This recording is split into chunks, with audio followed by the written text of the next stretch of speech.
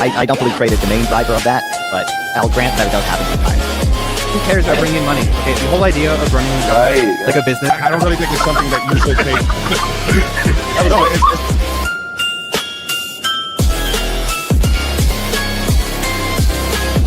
The argument against charging people rent? Yeah. Yeah, I mean, typically the philosophical argument against that's a legitimate criticism. Because, I mean, you look at why USAID was even invented. So, I don't know. Like, I think a recurring theme or a recurring trend is that less and less government. I want personal responsibility. I want personal accountability.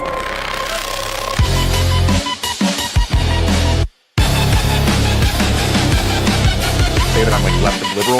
I don't identify like a communist or alternative stuff. Probably like why would that be revelatory to know that water boils in? About people who are diplomats or ambassadors from other. Did I say that? Did I say that it was theoretically possible to include like it increase? Natural society is a society where it's survival of. You can. What you're describing, you can't do. Is, first of all, not what I'm talking about. Second of all, we can't.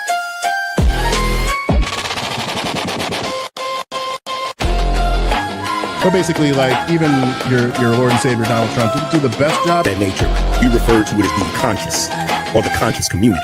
So I think that gay marriage at the constitutional at the Supreme Court level actually. No, but my man just is in the building. And I find it very interesting that fellow believers are.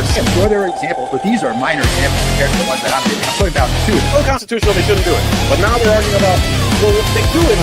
Including some little blonde hair. Yeah, that's what your mom said last night too. Let's ignore USAID. That's obviously upsetting you, and I get that because no, it's not upsetting me. There's a reason I'm successful. There's a reason why I'm liked. This is exactly why Democrats.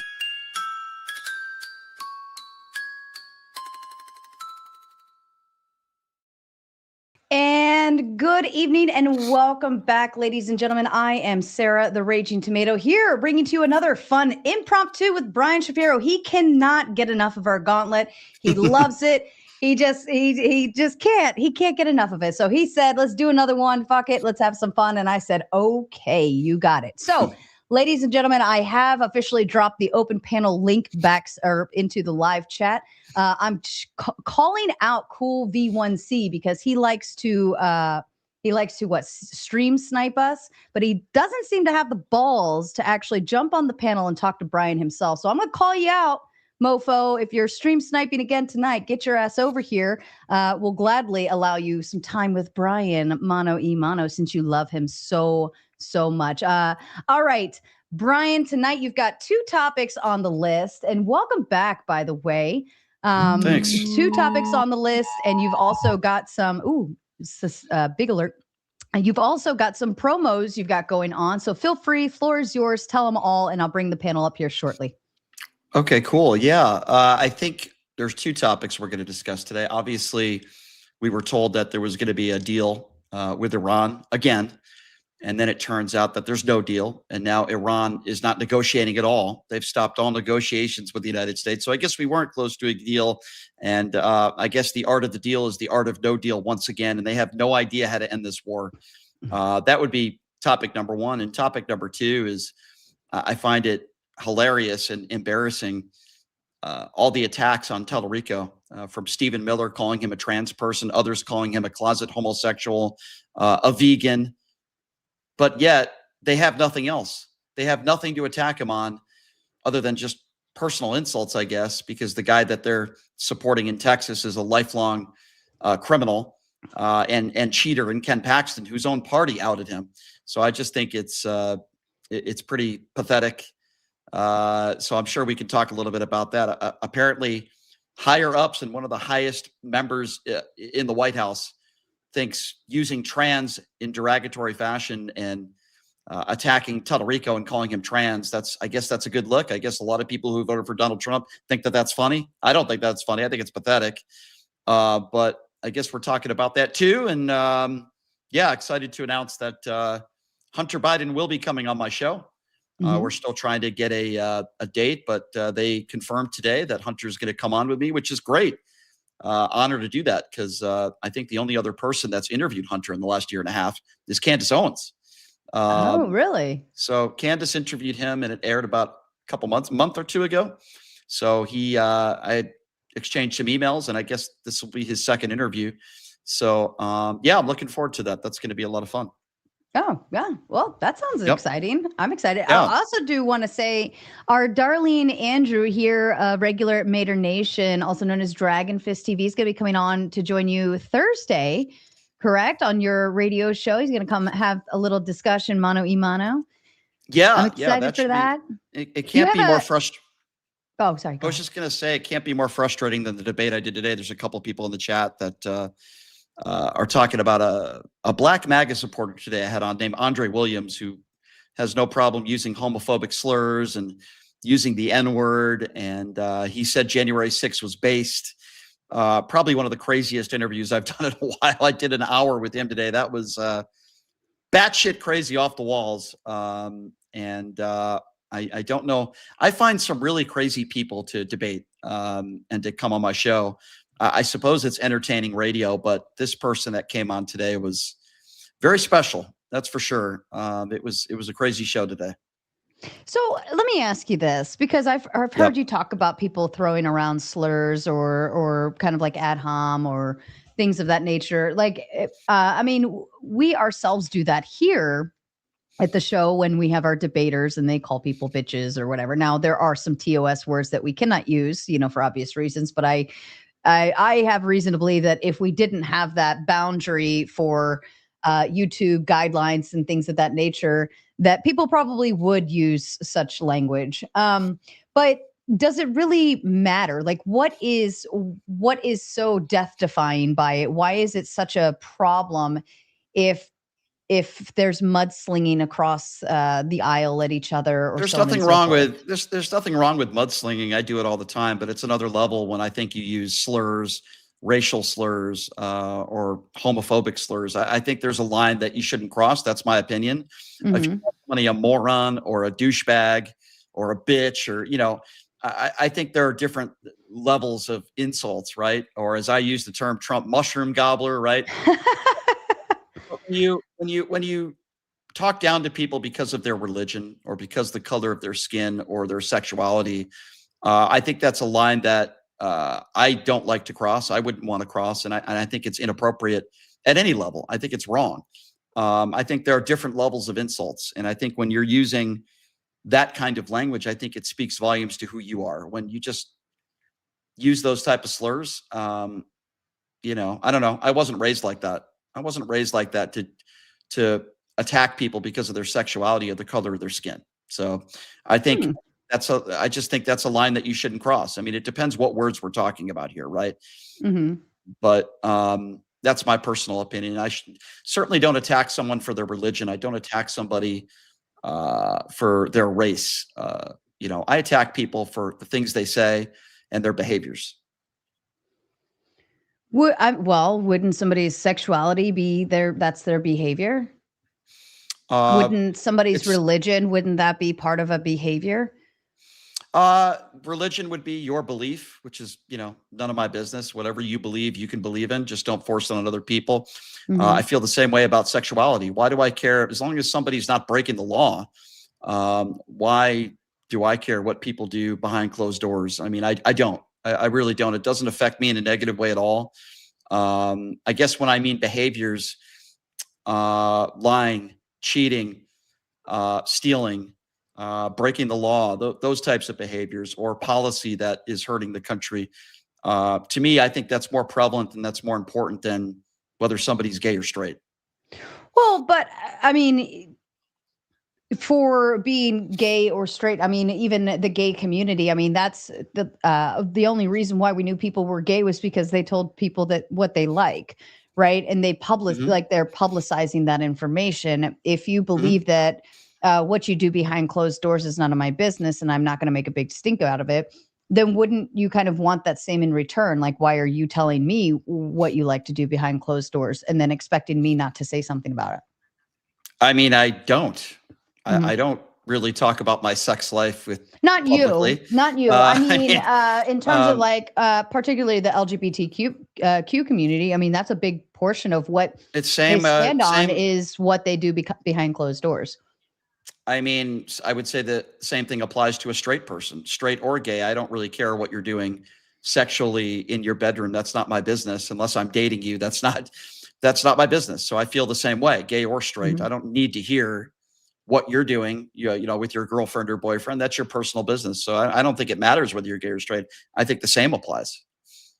But let me ask you this. Can you tell whether a person is gay just by meeting them without them saying anything and them just walking towards you? Can you just Benny Johnson? That's it.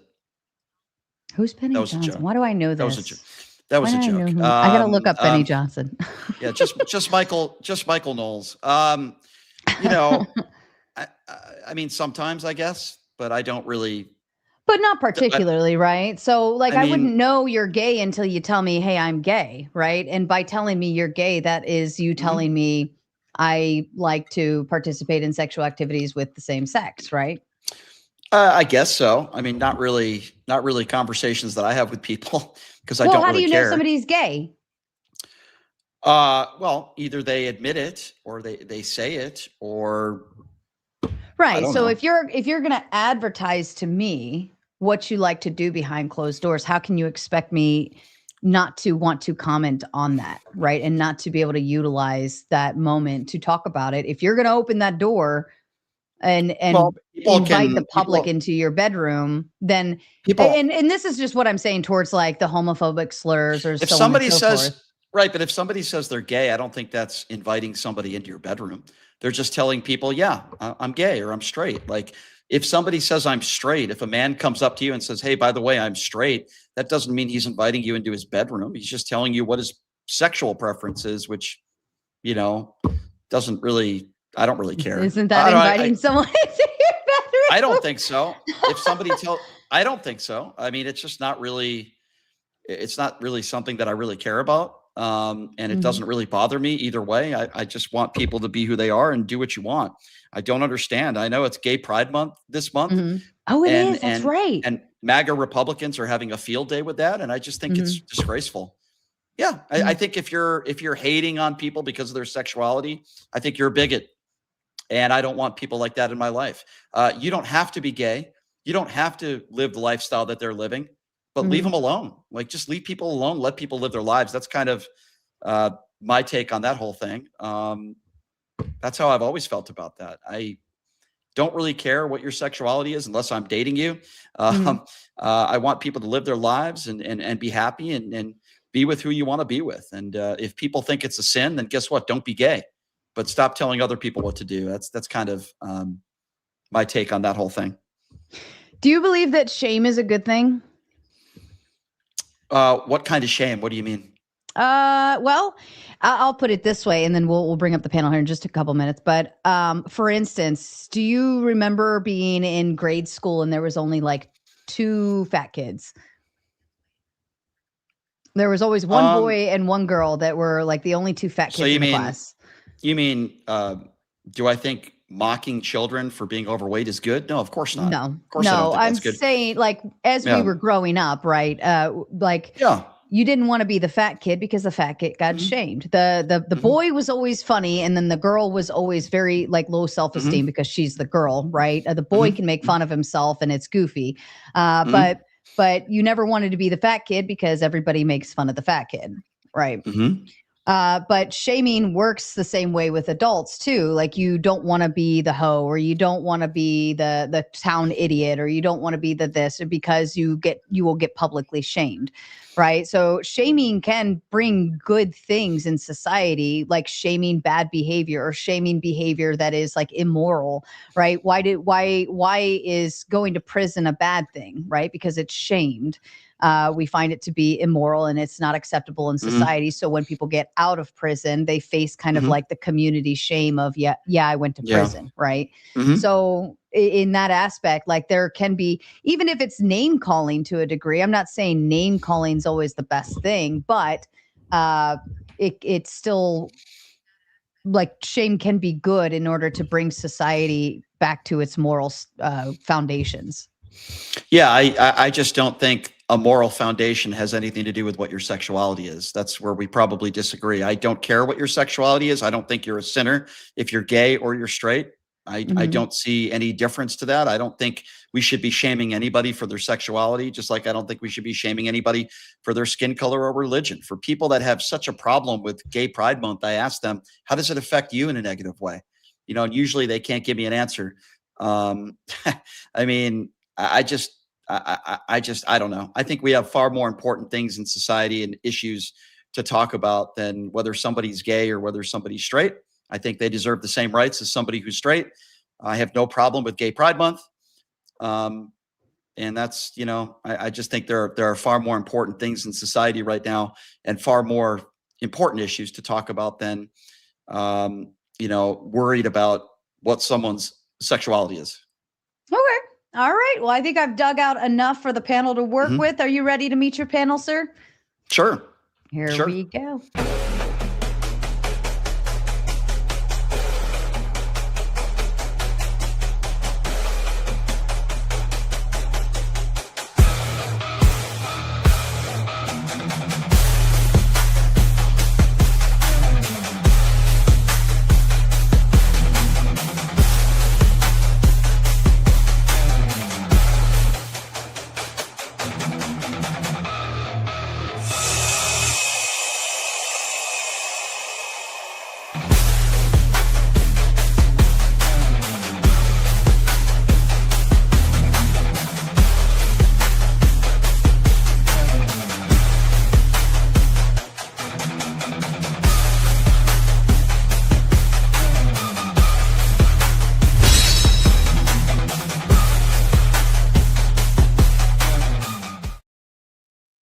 All right, ladies and gentlemen, we actually moved straight into open panel Q&A. Since Brian's been here before and he does have a limited time, I wanted to make sure that we had time to get every panelist up here and move through everyone's questions. Backstage, I do have K.O. Dave and Duck waiting patiently, but we are going to allow those first early birds that got the worm to get their questions in first, and then we will move into boot mode. So KO Day and Duck backstage, hang tight. All right, Andrew, you look fancy. I like your hair pulled back like that. Thank you. Good. All right, Andrew, first question, first comment, whatever you got, go for it. You and Brian. Sure. Hey, how's it going, Brian? Hey, what's up? What's up, brother? So I want to start with the comment because I have 2 points on it. First, I would say that, I'm not saying you, but the left primarily put this very small group, very small percentage of the population at the forefront of their politics. So you've opened them up to this scrutiny by using them as a political pawn almost. And I kind of feel bad for them. And I'm definitely not the homophobic one. I didn't even know it was Pride Month. I didn't even know, so I'm definitely not hating on it. I'm just saying that when you make them a political pawn, you can't then say that people can't comment on it. And what Trump is doing— I don't know what you mean. So you I don't know what you mean by political based on pawn. it. We know when you're signaling and I to also the wouldn't left. say, what do you mean by small percentage? Do you know what There are like percentage 1 or 2% of the on. population trans people. Let me let Andrew finish his thought, and then we'll go back to response. So what I'm saying is you you gave a lot of power to this 1 or 2% of the population. They have a very loud voice. No, it's not. It's not 1 or 2%. Trans community I'm talking about. Talking about the trans okay. Well, I had no idea what you were talking about. I thought and by the way, it's about 3%, but I thought we were talking about homosexuality. Were we talking about trans? I didn't know that. Well, that's what the comment was about, right? The trans comment. No, it's about the attacks on James Talarico, who's not trans. Right. The prompt was about the right attacking Talarico, the Stephen Millers of the world, calling him trans, which is juvenile, despicable, and disgusting, and pathetic. And what a horrible message.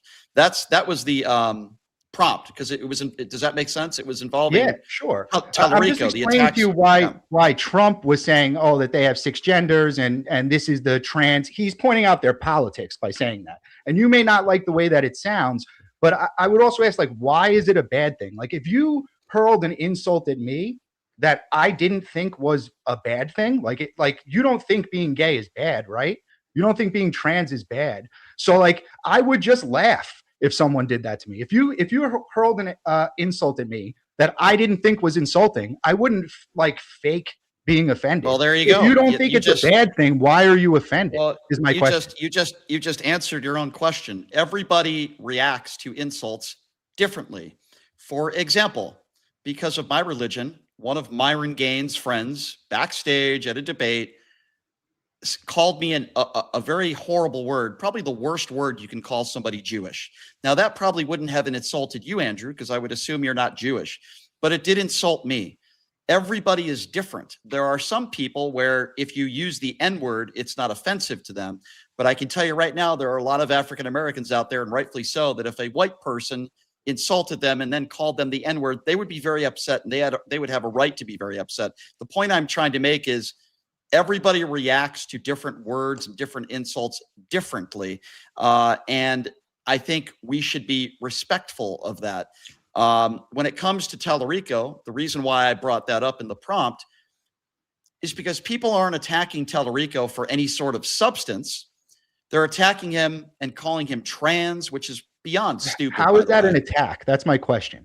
Like, if you don't think that's a bad thing, how is that an attack? In your so opinion, you think you're the one. So you think Stephen Miller was calling him trans, and you think it was a positive thing? Is that your take? Because that's the weirdest take I've ever heard in my life. If you hurl an insult at me, and the thing you're insulting me about isn't something I think is bad, then I'm not offended. So I'm asking, why are you offended? If you don't think being trans is bad, I'm not offended. Why are you offended? First of all, I'm not even offended by it.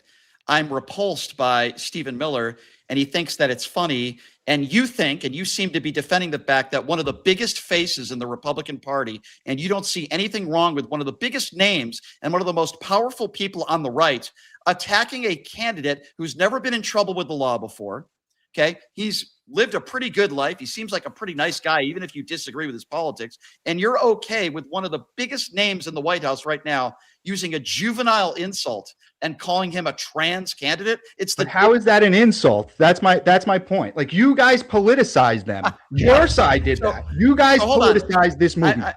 So how is that an insult? We're just describing what's going on. Okay, so let's talk to me right now, because I don't represent a party. How have I politicized this? Explain that to me. Because your side makes policies and not on a side. And I don't okay, make the policy. left, because you're talking about Trump. Right so I'm talking about the left, Well, the other side. Hold on. If I can maybe find some grounding here, if because it was a Democrat, right? Talarico is a Democrat, right? Sure. And that's who the insult went to, and then that's the party that is upset by this insult, correct? Right. So I think that's, in terms for Andrew, that's what he's referring to, is those who are upset about it are the ones who complain. Right. I wouldn't say the party is up in arms upset over it. I would say it's embarrassing. I'm embarrassed that anybody would defend this. I'm embarrassed that one of the biggest names in the White House right now in the Trump administration would use those sort of terms that a 10-year-old would use, and that you're totally okay with it. You think it's just fine. Oh, I'm not offended. You guys politicize them, so then people can comment on it. You make policies and you garner. I'm talking about the left. We were talking about policy. What policy are you? There's all sorts of policies that affect people. Tell me. Women in trans women in men's sports. There's all sorts of policies that affect people that people care about. Bathroom situations. So I'm saying is, let me finish. When you make policies about it, people are allowed to comment. Like, just saying the word trans from the other side is not an insult. First of all, he didn't just say the word trans. He was using it as an insult, saying that Talarico is the first trans candidate. Stephen Miller knows very well. I can't believe Andrew. He should be happy about that. He thinks trans people are great. Let Brian explain. I can't, Andrew. I can't believe I even have to explain this to you, but I'm going to try. Okay, Stephen Miller is a horrible human being, but he's not stupid. He knows that James Talarico is not trans. Okay. He knows that. The reason why he called him trans was to mock him. The only point that I'm trying to make is that it should be beneath anybody in office, let alone one of the most powerful people on the right. It is a juvenile insult. It would be the same as saying Talarico is the first gay candidate, knowing that he's not gay and mocking him and using that term. It's beneath the office that Stephen Miller is in. It's a juvenile insult. It's stupid. I'm not offended by it. I'm embarrassed that we have leaders or so-called leaders like that in this country, in the White House, that use those sorts of terms. It's stupid. And then when somebody calls him an ugly fucker which I think somebody who runs the Democrat Twitter account, everybody on the right was so, oh God, oh, it's so beneath the Democrats. How could they call Stephen Miller an ugly fucker? The things he says are very ugly. I will say that.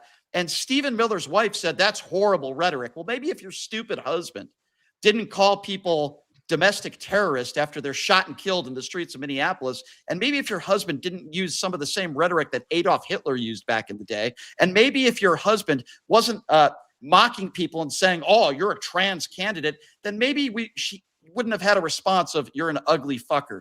Again, the point I'm trying to make is it's beneath people that are elected officials. I think it's beneath anybody, especially someone who's an elected official, to make a statement like that. And you know what it tells me, Andrew?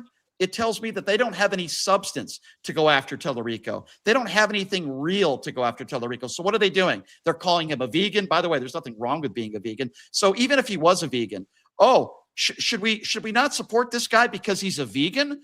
Or should we support the guy who's been a 20-year criminal and a lifelong cheater, whose own party outed him? Ken Paxton is a piece of shit. He's a criminal. Last question. He's a thief. Last question on this. So you said this doesn't have any substance. Do you remember what the most effective political ad against Kamala Harris was? I mean, what do you mean by effective? I don't know. The one that they garnered as the most effective when used. It was the one where he said, Kamala is for they, them, I'm for you. It was that one. Yeah, so well, what I'm saying is we're pointing to this is a substance. This is a substance issue for a certain group. And we didn't make it that way. You made it that way. Your side. Okay, so I didn't make it anyway. I don't know what you're talking about. Your side made Talarico made it that way, not us. We're just commenting on it. First of all, let me just, people who voted for a candidate because of that ad are morons. That's number one. So that's number one. If you voted for somebody because, well, according to who? According to a bunch of bigots, who is it effective? So that means nothing to me, number one. And number two, I cannot believe that we're sitting here right now, even though we might have a different ideology, and you think it's okay, because it sounds like you're defending it, one of the biggest names on the right in the White House saying, oh, look, first trans candidate. It's so juvenile. It's so stupid. And that's why you guys are going to get destroyed in the midterms, because these are the assholes that you're defending. But only you think it's a bad thing. I don't think it's insulting. Only you think being called gay and trans is insulting. So you have a negative connotation to those words. I don't. If you're going to bring that up as your policies, people can point out. So let me get this right. So let me get this straight. If Donald Trump or any members of administration insult somebody and call them gay, you don't think that's inappropriate, and you're totally okay with that? Why is it an insult? Okay with that language? I'm asking you a question. I'm asking you a question.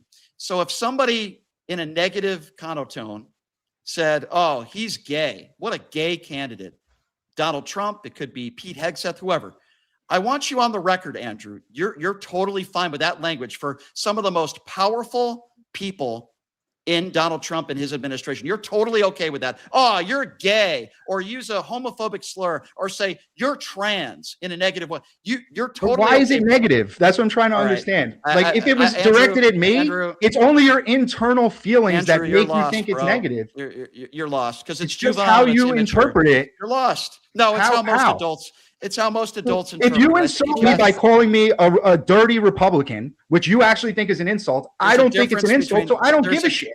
There's a difference between calling somebody a dirty Republican. Okay, I can't believe I have to explain this to you. Because one's about sexuality. When you attack somebody and you say you're gay or you're trans, what you're basically doing is putting a negative effect on that word to people that are gay and trans. As I said again, Stephen Miller knows that James Talarico is not trans.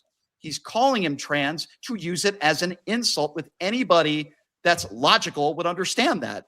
That's why it is inappropriate and immature. And I would expect maybe a bunch of 9-year-olds to be talking like that, not somebody who is in Donald Trump's cabinet. It's immature and it's wrong. If you want to go after Talarico, then talk about policy. Talk about that's what I'm doing. I'm saying he's the one that brought these policies. Yes, his policies have to do with trans people. He brought policies that have to do with that. And then you're saying we can't mention it. That's my point. I would say that it's wrong to do that. And I would use logic to go back to the beginning and realize who actually put these people at the forefront of their movement and put them in the spotlight to get this scrutiny? Who did that? Not the Republicans. We didn't do that. What policies are you talking You about? tried to get Talarico tries to get emotional votes, and it's his fault for putting the spotlight on them. What Talarico policy are you referring to? What Let's go ahead Talarico and policy? do you have a policy, Andrew? And then we'll move on. I don't. I'm just assuming that they're the normal leftist policies. If Trump mentioned 6 genders, I'm telling you why a Republican would be upset and why signaling that this is the policies of that person. That's what Trump was doing. Why that's effective. The two of you. Why that's effective. Because he's telling me if I trust the president, what his policies last 60 seconds, and we'll move on to Cassandra. All right. Go ahead, Brian. Those are his policies, clearly. Hold on. You were just defending Stephen Miller, calling No, just Trump. I don't know what Stephen Miller said. That's the whole argument. What the fuck are you talking about? I thought this was a Trump quote. Oh my God. All right, let me start over here. Andrew's struggling to understand. No, I only saw the Trump quote. That's all I saw. Okay. All right, so let me just help you out. It was Not Stephen struggling. Miller that made the statement that Talarico was trans. You claimed that So did Trump. I saw it.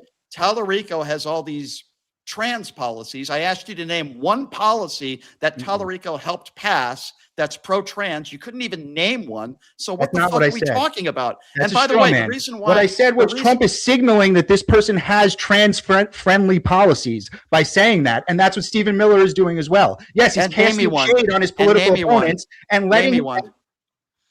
Okay, that's what I'm saying. Is he's signaling that that's what these policies are. Whether or not that's correct is not my claim. I'm telling you what he's doing. You think that he's insulting them. He's signaling to his base what this person's policies are. So if you take your feelings out of it, you would understand that. And then we can research and look up what the policies are. That's what voters are supposed to do. Let's go ahead and move on to Cassandra, and maybe we'll get some new conversation in. And don't worry, Andrew and Brian, you'll have your chance to dance again later. Cassandra, welcome over to Mater Nation. It was such a pleasure to talk to you earlier over on Spin's show. I'm happy you were finally able to make your way onto this panel. Do you have a question or comment to Brian? I think you're muted on your end, not the StreamYard.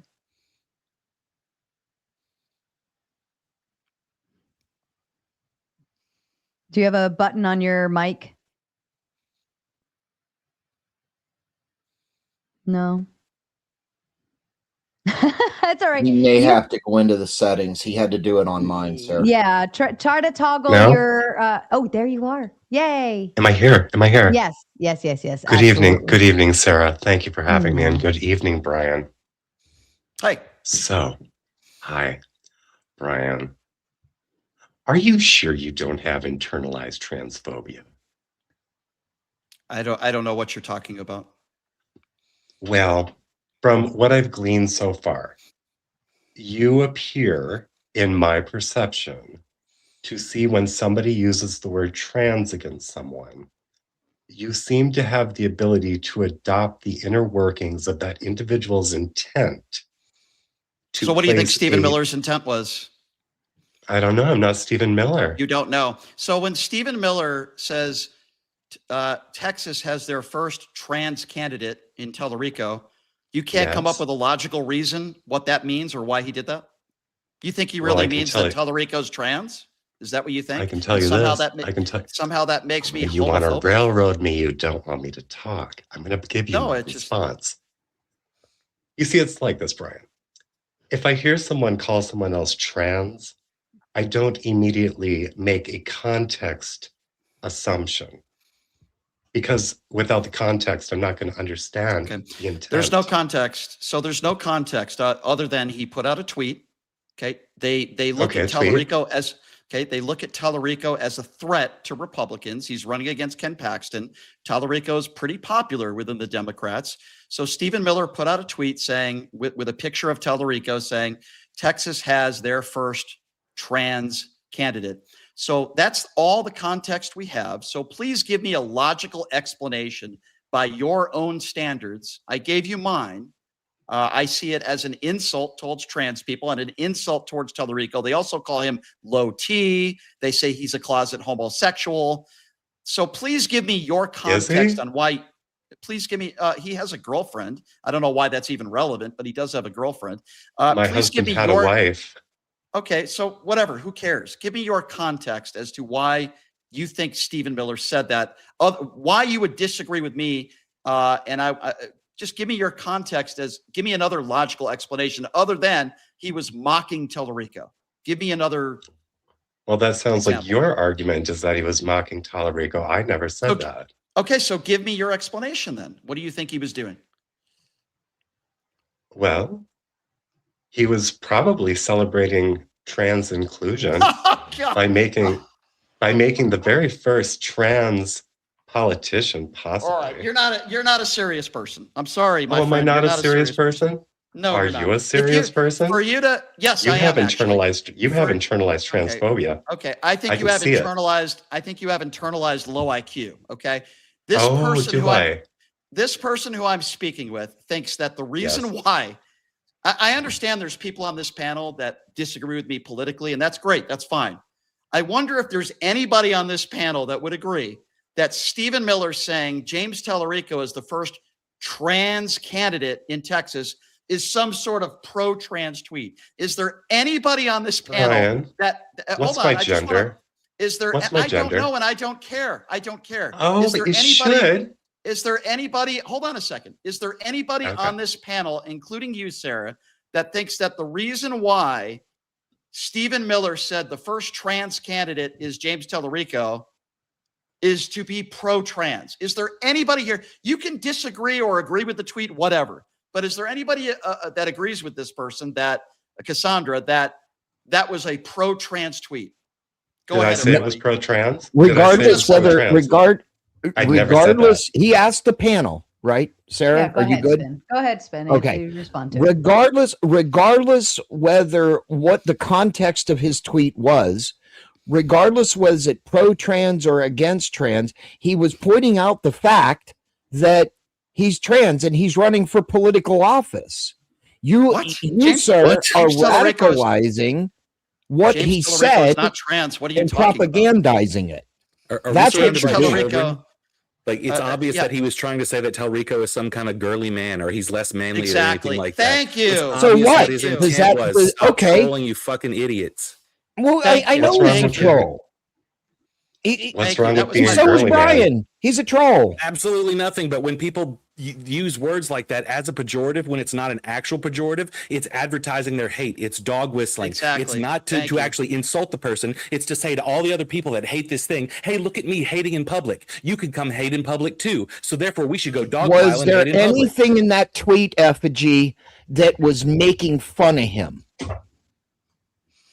The answer is no. Shut up, Avatar. Yes. Shut up, Avatar. You got to be kidding me. I can't believe you're even asking that. I looked at the fucking tweet, Shapiro. There was nothing in there that was transphobic or anything. All he said he's telling what their policies are. So what? Shut up, So bro. angry American. Can I ask? Is is he Talarico trans? No, he's not. So that's the and by the way, How do you know that? How do you How do you know that? all right, you're not a serious person. I am a serious person. No, I do want to know. So he's not trans. He's absolutely not trans. He's absolutely not. He's never. That's not even anywhere near what this guy is. Well, then how is it an insult? Well, hold on. How is it an insult then if he's not trans, and and he called him transgender? As the last person just said, just like everybody else on the right, they're calling him a girly man. They're calling him low T. They're saying that he's gay, and calling him trans is just another layer there. Anybody, Brian? Do you see trans as weak? Hold on. I guess my point is, like, if you called me is everyone playing dumb here tonight? Hold on a second. If you called me I don't know. You called me something and I'm not that something. Why would I be so insulted? A black girl.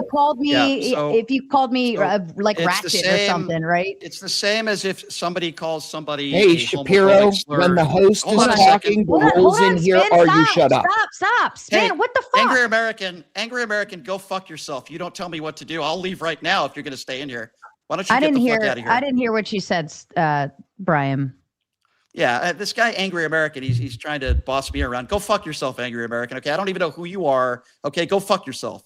As far as what you were saying, Sarah, earlier, if you call somebody a homophobic slur, like a word that starts with the letter F, the three-letter word, right? A homophobic slur. There are people that are gay that would, I think, find that a little bit insulting. But here's the bigger picture that I'm trying to explain, is that when you're in office and you're an elected official and you're in a powerful position, and you use those types of terms to insult people, which is obviously what Stephen Miller was doing. If there's anybody in this panel that thinks that Stephen Miller was calling Talarico trans because he wanted to be pro-trans or he wasn't insulting him, then I'm sorry, I can't help you guys, okay? That's beneath, it's beneath it. I don't know if whether it's an insult or not would be the question, but I mean, my God, it's the internet. We get called names all the time. And unless you're actually doing defamation or slander of some sort, right? I think that's like with the F slur. I remember we used that in middle school. It was the word of the day, right? It wasn't until later. Well, hold on. It wasn't until later until we suddenly were told, oh, it's not nice to say those things to people. But we called each other that word all the time, and it didn't mean anything. But Sarah, here's the difference. We're not talking about any of us on this panel. I wouldn't do that, but we're not talking about any of us on this panel. We're not talking about somebody on social media. Sure? We're talking about one of the biggest names on the right in the White House. There is a standard. We're not talking about 10-year-old grade schoolers here. This is standard. This is Stephen Miller, who apparently doesn't have any standards. And I guess there's some people on this panel that are totally okay with people in the White House using homophobic slurs or attacking somebody maybe for being trans or being gay. I think it's wrong. I think it's inappropriate. And the fact that there are people here that don't think that that's a negative thing to attack James Talarico and low T, gay, or in this case, first trans candidate. It's immature, it's stupid. And these are elected officials and very powerful people that shouldn't be talking like that. It's because they don't have any substance. That's why. They're not talking about Talarico's policy. And guess who the guy is that they're defending? A lifelong criminal, a lifelong cheater. The Republican Party outed Ken Paxton. He's a thief. But they want to support that guy, but attack James Talarico and call him low T or trans. I just think it's absurd. But where's the slur? None of those are slurs. Hold on. Where's the homophobic slur? I want to hand it back to Cassandra to finish up. Did you have any other final question or thought to that? Brian, are you a straight white male? Why is that relevant to this conversation? Because you're acting like a straight white male. You're acting like a straight white male who doesn't have an insight. Well, I think you're acting like an idiot. Okay, so am I acting like an idiot? Are you calling a trans person an idiot? Are you calling a trans person low IQ? Oh, now you don't care, but you cared a lot before, didn't you? Yes, you can talk too. Yes, go. When in this conversation, when did I care whether you were trans or not? When did I? Oh, gee, it's been your whole premise of your conversation so far is worrying about what trans people think. Oh, but it has. Oh, I am listening. You're not listening. Okay, so listen to this, okay? Yes. If I call you an idiot or I think you're very low IQ, it has nothing to do with your sexuality and it has nothing to do whether you're trans or not. I could care less. No, it has everything to do with your. Okay? It has everything to do with your flawed perception. Okay, you're not a serious. You just said that you think Stephen Miller claimed that James Talarico is trans as some sort of pro-trans messaging. So you are not a serious person. Is that literally what I said? Is that literally what I said? Everybody on the panel know that we could replay this, and that's not literally what I said. Okay. Is there anybody else that wants to comment on this? Because where's the homophobic slur? You said there was slurs. Yes. Where's that? There are people. I didn't say Stephen Miller used a homophobic slur, but I did say that there are people on. Yeah, I didn't say that Stephen Miller used a homophobic slur. What I did say is that Stephen Miller called him trans as some sort of insult, which I think is beneath that. And I can't believe that. And that's your internalized transphobia. Okay, that's what it is. I'm very intelligent. You are just accept it. You're transphobic. It's okay. All right. It's okay. It's okay. Go ahead. Let's move on to Spin. Spin, what is your question or comment? Why, Brian, why do you keep letting cultural propaganda or words control how you feel? It's probably the dumbest question that's somebody's asked me, at least today. I'm not. Here's what I am doing, and you're not listening. What I'm saying is when you insult somebody and use 8th grade humor or whatever you want to call it, whether it is a slur or whether in this case, Stephen Miller calling Talarico trans, which by the way, he's not, or whether you call him low T, there's a lot of right wingers on social media that are elected officials that are calling him low T. They're saying he's a closet homosexual. When you're an elected official or whether you're in a very powerful position, which Stephen Miller is in, it is beneath that office to use that language and to insult people like that. I think it's stupid and it's wrong. And if they actually had anything of substance to attack James Talarico on, like policy-wise, but they don't. That's what they're going on. And I would say the same on the left or the right. If you're an elected official or you're in a very powerful position and you're attacking people based on thinking that they're girly men or that they're low T or that they're trans, it's stupid. It's stupid. Our elected officials should be more mature than that. I think it's wrong. That's the whole point that I was trying to make. Okay. So if I were to call you a cracker or some sort of racial slur on the internet, or I tweeted this, are you really a cracker? Are you an elected official in a powerful position? I don't care. I don't care about that. I'm asking you as a person in this human life. Would you care if somebody called you a cracker? I think it's stupid. You think it's stupid? For the cracker. Yeah. But we're not talking about, but this is important. This all correlates to somebody calling somebody a trans. If that person that may or may not be trans, if it's true or not, why would they care?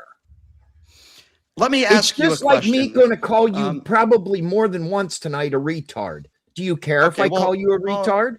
I don't even want to even converse with you if you're going to talk. You don't want to converse with me, but you asked for a panel. No. You all you do is insult. All you've done up here tonight is insult.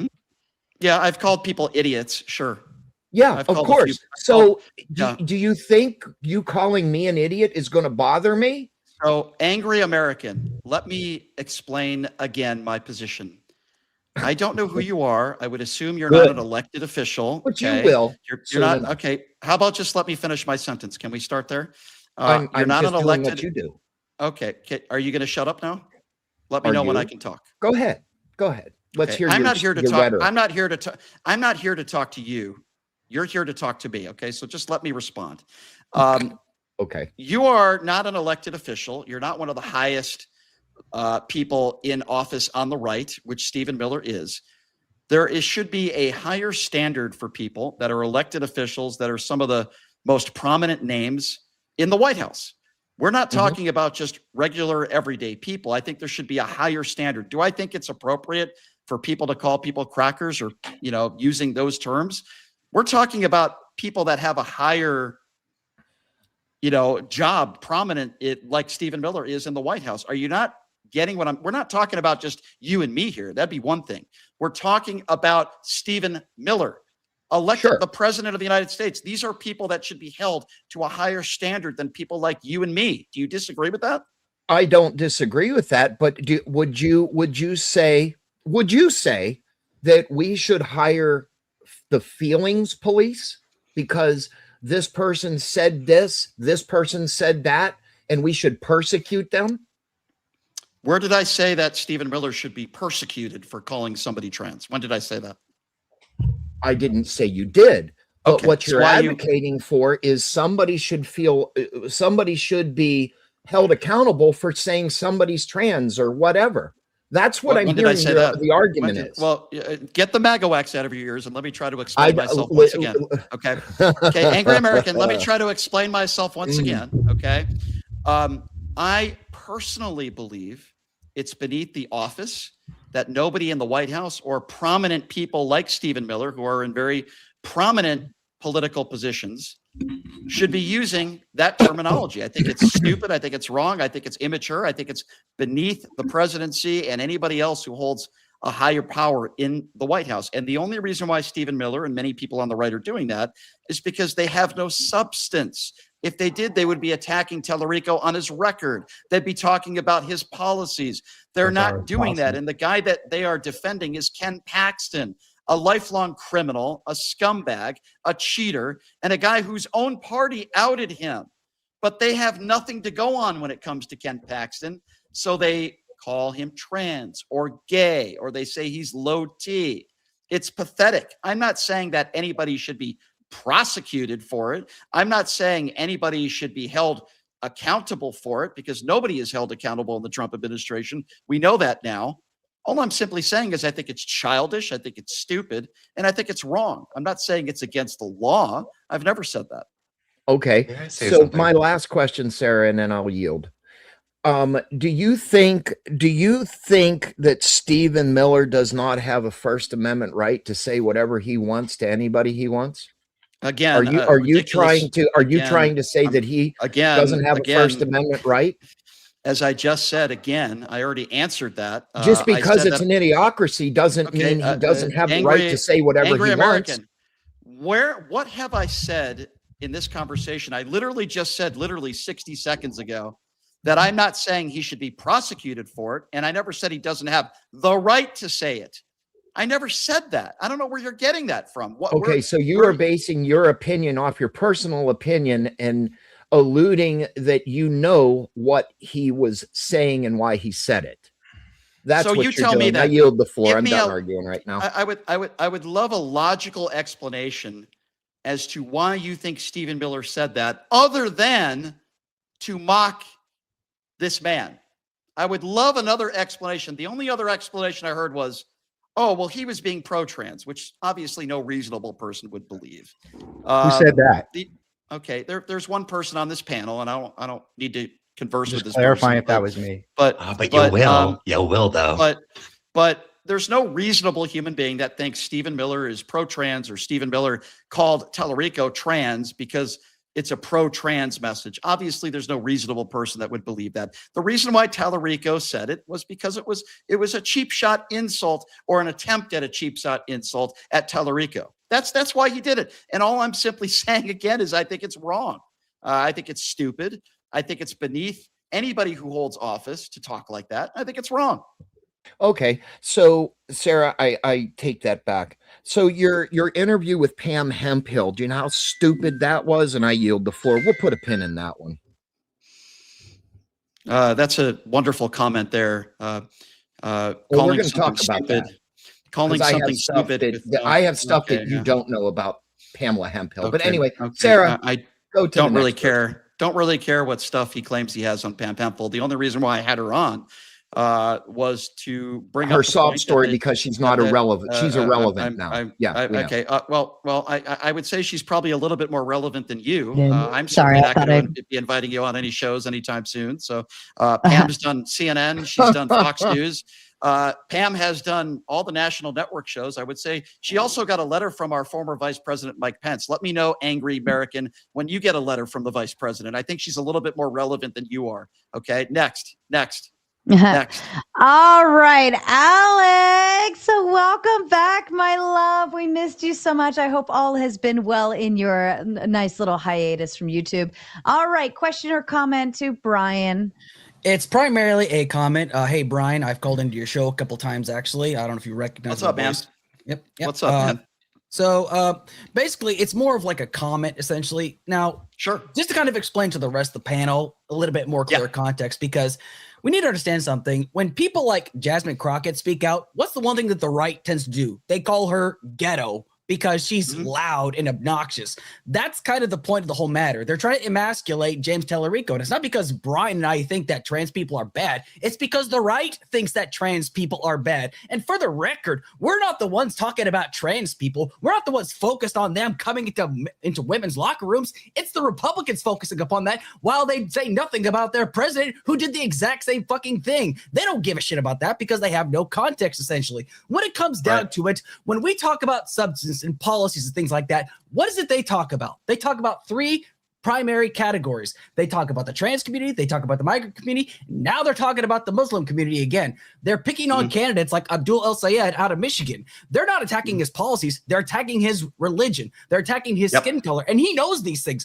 Same thing with Zoran Mondani. It's because the Republican right has no substance. They don't give a shit about policy. They are all about the bully schoolyard tactics, and we could do so much better. Because Ronald Reagan, when he made like jabs, it was funny and it was like slight jabs and stuff like that. That was more entertaining than the bullshit we're seeing right now. That's our point right there. And I know a lot of people are still going to do like whataboutisms or say something like, oh, well, you know, you guys just have soft skin. We don't have soft skin. Every single time we talk about policies like, hey, healthcare is a human right, or there's rural hospitals closing down all across the countries, you're going to start asking me questions. And Sarah, you remember when I did my Throwdown Thursday? I talked about trans issues once. What did everybody want to talk about when they came on the panel?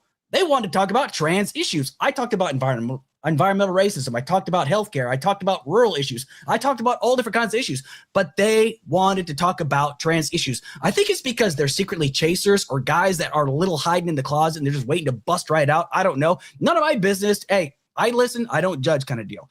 But the fact of the matter is, Brian, you and I, we understand what's going on here. But they don't understand. Either they don't understand or they don't want to understand, or they're just trying to, get a rise out of you. So what do you think, Brian?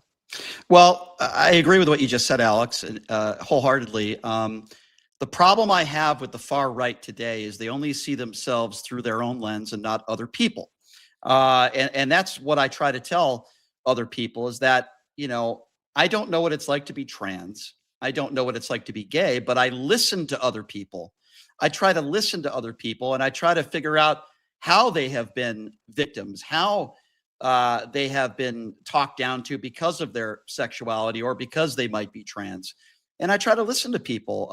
And I think I don't speak for the gay community, but when somebody says Gay Pride Month, I think, okay, be prideful for who you are. There's nothing wrong with being gay. There's nothing wrong with being trans. You should be able to be prideful for who you are. It doesn't mean that you should tell other people that they should be gay or they should be trans. No, of course I would be against that, but most people are not doing that.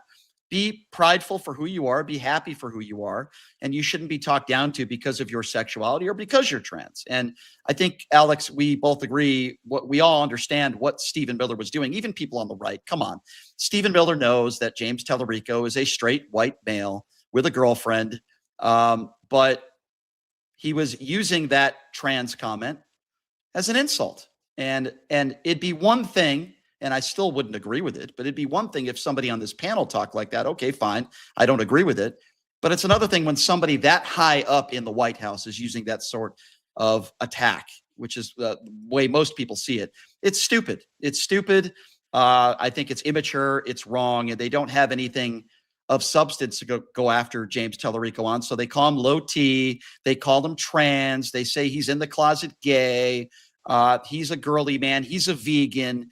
It's all just stupid nonsense because they can't go after his policies. And the fact that he's a nice guy, he's a normal guy, he's a nice guy, he's a smart guy. And they're going to be in the corner of Ken Paxton. Are you fucking kidding me? Does anybody in this panel know the history of Ken Paxton? What he's done, the criminality? Of course they do. They don't care. Yeah.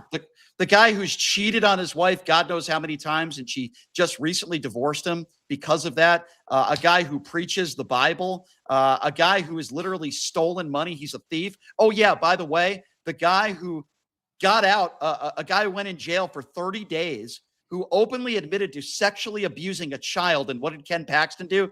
Got him out of jail, his get out of jail free card. James Talarico hasn't done any of that stuff, but Ken Paxton has. So if you really want to talk about substance, let's talk about substance. The policies of Ken Paxton, the life of Ken Paxton, between the policies and the life of James Talarico. I'll happily do that with anybody. Sounds good. All right. I'm good, Sarah. Thank you so much for being so gracious. Thanks, Alex. Thanks for calling into the show. I appreciate it. Thank you, Alex. I love you so much. For the win. Welcome back, my friend. Go for it. Thank you, Sarah. Thanks, Brian, for coming back here for round two, right? I wanted to first ask you a question from round one. Sure. All right. Sure. You said that you were going to address the ear comment on the radio the next day. How did that end up turning out for you? What ended up was said? I'm sorry. Help me under. I don't remember. So you're going to have to refresh my memory. It was the ear effing comment, and it was just quite the joke the rest of the night from round one and everything. And then you were saying that you were going to bring it back up on your radio show and everything. I was just curious as to what your listeners thought about it, if you mentioned it at all. I'm sorry. I apologize. Maybe I'm getting like Joe Biden. I have Alzheimer's. I don't know. I don't remember what you're talking about. I'm sorry. Fair enough. I really don't. Okay. Fair enough. I'm sorry. I'm being honest. I really don't. No. Okay. That's fine. As far as like the conversation that we're having with it, when I've heard James Talarico, and even before this comment, my personal perception of it, he does sound like a low T individual. He sounds effeminate. He sounds like that. That's my perception. So when it comes into election season and the mudslinging happens and all these attack ads come on, in the last election cycle, I can think of countless commercials that were played that were even harsher than this comment right here. And I do agree that what you're saying here, that when you're in a position of power, that office means something. And that's where you're coming from. That's where your problem really is with this. So my question is when you call us Trump mushroom gobblers, or the slinging that was done against JD Vance, calling him a couch fucker and all this kind of stuff. Isn't that a two-way street? Or is it just like a free-for-all SNL episode that we can just be able to rip the administration, whoever's in office, Republican or Democrat? Sure, I'll answer that. So first of all, different standards a little bit, maybe for different people. I'm a podcaster. I'm not an elected official. I'm not in public office. I heard if you that. Don't like what Okay, so if you don't like what I have to say, then my recommendation is don't watch my YouTube page, don't listen to my show, and turn the page. We're talking about the president of the United States. And let me tell you something else, my friend. You know who I think is low T? The guy who wakes up in the morning, I would imagine somebody who you voted for, the guy who puts on 8 layers of orange makeup, wearing a girdle, looking like the clown that he is every day, with his 4 hair transplants, his fake teeth, and his fake tan. That's a guy who I think is low T, the guy who dodged the military 5 times, not a guy like James Talarico. So if you think James Talarico is low T, or you don't think he's a man's man, okay, fine. You have the right to believe that. And if you would rather vote for a guy like Ken Paxton, who's a lifelong criminal, okay, the guy who is a pedo protector, then go ahead and vote for Ken Paxton. But I think the guy who puts on— Well, I won't be able to. That's for the voters of Texas to decide. Okay, that's fine. You know, but I think low T is Donald Trump, the guy who's dodged the military and puts on 8 layers of orange makeup looking like a clown every day. That's the guy who I think is low T, not a guy like James Talarico, who seems like a good, decent man. It doesn't attack people based on skin color, doesn't attack people based on sexuality, doesn't attack women on looks. Okay, the way that Donald Trump does seems like almost on a daily basis. I think if you're doing that, then I think you're the one with the low T. And we're not talking about a podcaster here. Okay, I'm a talk show host. I'm a political commentator. I'm not an elected official. I'm not the leader of the free world. Different standards for different people. But shouldn't the respect be given to that office, regardless of who's holding it? No, absolutely not. No. Why should I respect somebody who lies to the American people every day? Why should I respect somebody who only cares about himself and only enriches himself and his family? Why should I respect somebody? Why should I respect somebody like that? No, of course not. You think we should have to? Did you guys respect? But he's the office holder. That's your argument, is that he's the office holder. So shouldn't it be a two-way street regardless? Absolutely not. The fact that you say that you should have to respect Donald Trump because he's the president is insane. I completely disagree with that premise. And by the way, these are the same people who attack Joe Biden nonstop. He's in the bunker. He's sick. He's a pedophile. He sniffs hair. So, I mean, listen. Well, he does. Listen, I mean, we've seen it on video, dude. Okay. Like, well, who's the guy who's in the Epstein files 40,000 times? Is it Joe Biden or is it Donald Trump? Who's the guy who's in the Epstein files? Who's the guy who's got 30? Isn't that interesting, Brian? You can say that he's been listed 40,000 times, and yet there's not a single shred of proof. There's nothing. There's no nothing out of it. Nothing has come out of it or anything. Okay. So and the stuff that hasn't been released is still under an ongoing criminal investigation. And there's going to be names like we've heard on both the left and the right that are going to be in this. It's going to be mass chaos and anarchy. It's just straight up will be. I don't care about chaos and anarchy. I want people held to account if they molested children. Has Joe Biden ever been found liable for sexually abusing somebody? Not yet. He hasn't. Okay. Has Donald Trump? Not yet. Wait a second. Donald Trump hasn't been found liable for sexually abusing somebody? Is that what you just said? Yeah, civil cases, not criminally. Yeah. Okay. So I just said liable. Please pay attention. And Okay. what is it? Liable. Well, let's Do I talk have a about stutter? that specifically. Let's No, try you this. don't have a Hold stutter. on. Let's try this again. Has Joe Biden been found liable for sexually abusing anybody? Yes or no? No. Thank you. Has Donald Trump been found liable for sexually abusing anybody? Yes or no? No. Okay, well then, Sarah, let's move on to the next person because we have another non-serious individual. Well, Let me try to educate. It's not Okay, being hold on. non-serious because when you're attacking. No, I'm not attacking anybody. The fact of the matter is that Donald Trump was found liable in a By who? court in By New who? York. A court in New York that is made up and comprised of whom? By who, though, Brian? By who? By who? Okay, by a jury of his peers. You're not a serious person. Next. That are 90% Democrat. By a jury. It was a complete Really? witch Okay, hunt, Brian. It was a witch hunt. Let's go with that. Okay, hold on. Can you name me one person on that jury, their name and their political affiliation? I can't. No, I can't. You can't. But Okay, what, then what, you're a what, moron. what I do know Sarah, that area in Manhattan is 90% Democrat. next. I can do the math. Sarah, you this can't is why apparently, Brian. This is why I call people morons on your panel. Next. Next. Oh goodness. Effigy. Excuse me. I'm gonna get a Powerade. I'll be right back. Give me 30 seconds. Go ahead. Go for it. Because I'll personally get your red dye 40. I'll Get your say blue tie. I don't think you Your guys yellow are too. morons. Go ahead, Brian. I love all of you, no matter what, and your opinions are your own, and you formulate them based on stuff that you read or watch or whatever. So I love you. Okay. All right, but Sarah. But before I make my comment, I'll just say to the last comment that it doesn't invalidate any kind of court decision just because you don't like where it's done or who does it, right? That's what we get told every time a Supreme Court makes a decision. So I don't see how it was a weaponized trial, Effigy. That's straight up. Right. Sure. It's only weaponized. Trump. It's only you were afraid. weaponized. You were afraid that he was going to become the president again. You had your turn for the win. Slander him with everything else. Shame on you guys. Shame on you. It's not. Sure. Shame on you. Cry me a fucking river, you fucking baby. So it's not. Yeah, we won. We're not going to lose power either, guys. So good luck with that. Good luck. I'm just going to make a quick comment. Sure. Because I'm on Brian's side, so I want to let the people who are counter to you a little bit more time. So I was going to say something completely different, but then you guys went down this fucking rabbit hole, so I have to just jump in on this because apparently everybody's just lost their brain on basic shit. Language is how you process reality. When we use an identity, whether it's like ethnicity, religion, or anything else, as a slur, it rewires how people perceive that group. Pejorative identity labeling creates dehumanization.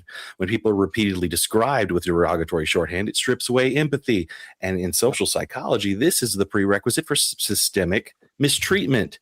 And it's harder to do that to people that you can actually see your own humanity reflected in. It is the literal foundation for how you get to the atrocities that we've seen in the world. You start with pejorative language and slurs, move on to harassment and open aggressions, systemic discriminations, extreme violent atrocities.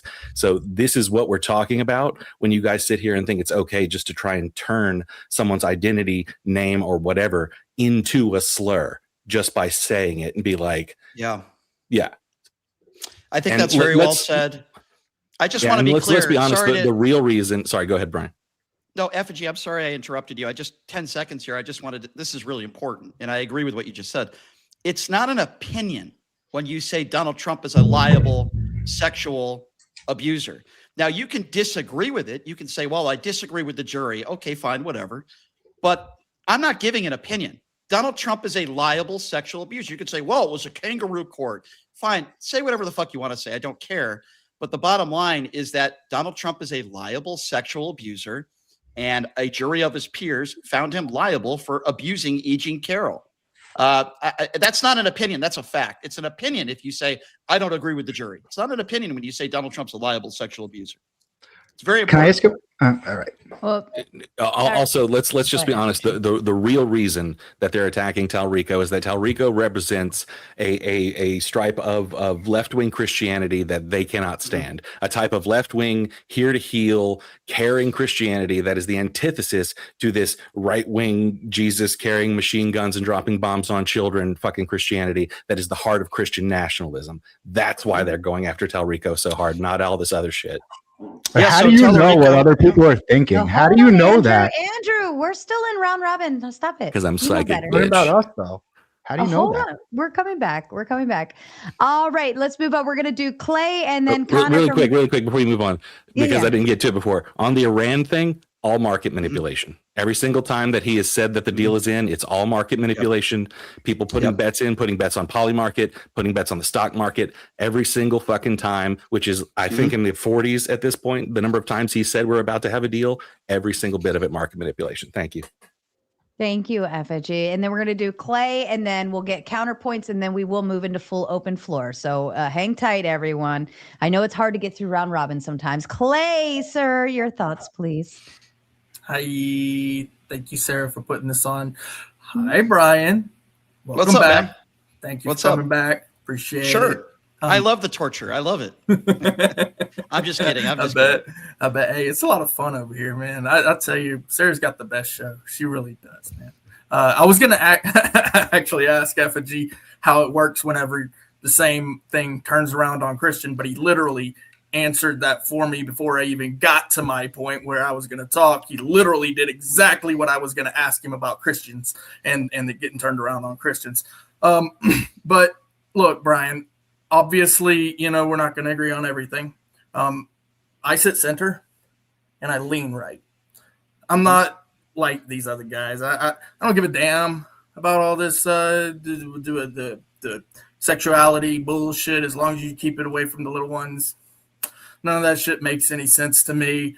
I don't see what the big fuss is. Like, even like going into a big fit over what somebody called you on the playground, 5 years ago, 20 years ago, 2 days ago. I don't see the big point of it. I did see, though, today's show with you and Andre, and I want to give you a big kudos on that. That was classy, bro. Like, I've seen Andre, and sometimes he's on, sometimes he's not, and today he was not. I did like how you pointed out how he was saying that he did not respect the Constitution. He actually said it. He said he did not respect the Constitution. He said it right out of his own mouth. He just said it's a piece of paper. He said it was just a piece of paper, right? I couldn't believe it. Can I ask you, Clay, can I ask you something? Yeah. Do you think Andre is serious with the things he says? Not after today. You think he just, because I don't think he's serious. I think he says things just to get a reaction. I was going to ask you that as a listener. He was trolling you. Yeah. I was trying to call in too, but you had a busy line, man. That was bloop, bloop, busy. Yeah. I do have some good news though.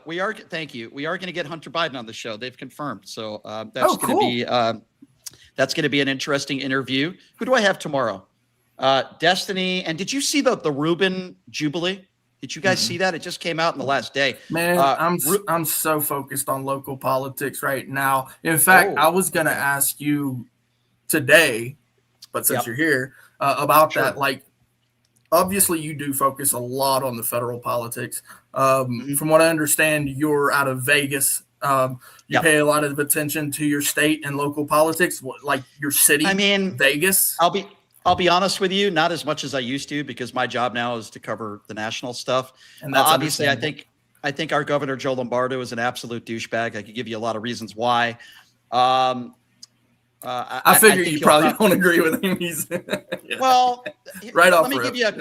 I'll give you a quick example of why I say that. I don't know if you know a woman by the name of Michelle Fiore. She's somebody that Donald Trump pardoned. She got money donated for a police officer fund for 2 fallen officers.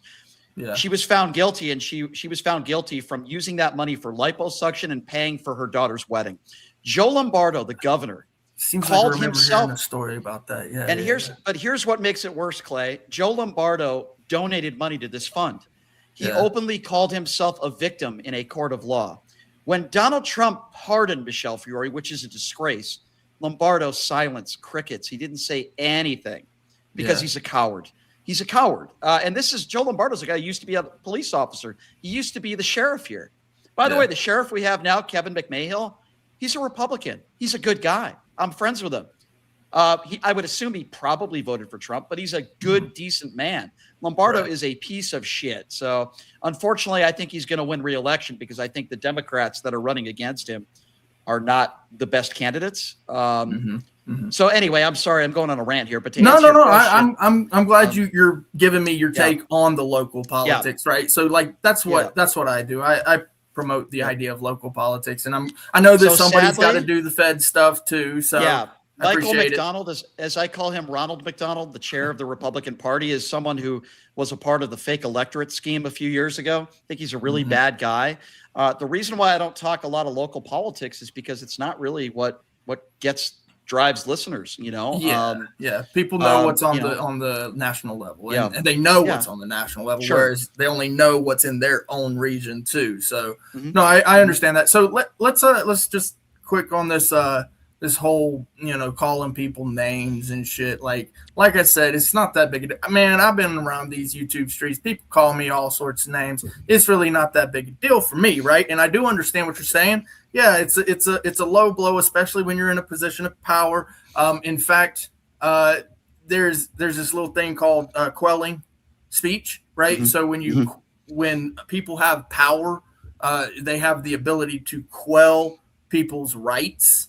And they can do that in various different ways. And in particular, when they go on offensive tactics with politics, right? So I personally have had my free speech attempted to be quelled within my public comments multiple times, multiple ways. And it's insanity because these counselors think that I'm not going to just notice it, right? And I'm like, you can't do that. You have a position of power. I don't.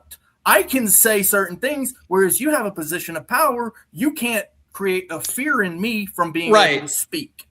And that's where it does get messy. Yeah, I understand what you're saying. But the point I'm making, and I think you understand, is that when you're in that powerful position and you're an elected official, you're a Stephen Miller or a Donald Trump, there needs to be a higher standard. I'm sorry, you're supposed to be showing some leadership. When you call somebody trans or gay or low T, it's just so stupid. I guess these are the times that we're living in right now. It's one thing if you're a podcaster or you're somebody on this panel. Okay, that's one thing. Okay. But like when you're an elected official, I'm sorry. I just think that there's a higher standard. And I think Stephen Miller and Donald Trump and many people on the far right that are in Trump's administration are not abiding by what my opinion would be those standards. And I think it's wrong. But so, you know what? It's going to bite them in the ass anyway. Yeah, because I agree. If that's all you're going to do is attack Talarico and call him low T or gay or trans, guess what? Talarico's winning in the polls right now. And if he defeats Ken Paxton, which I hope he does, I think he's an extremely intelligent young man. I was on a conservative talk show 5 or 6 years ago. I interviewed Talarico. Nobody knew who he was. I was done with that interview. And I said, wow, Brian, that kid could be president one day. I really believe that. Americans are, one, very smart and very compassionate, right? So I think that in this particular case, it's probably going to backfire more than Miller was hoping, right? But here's another thing, and I'm agreeing with the odd.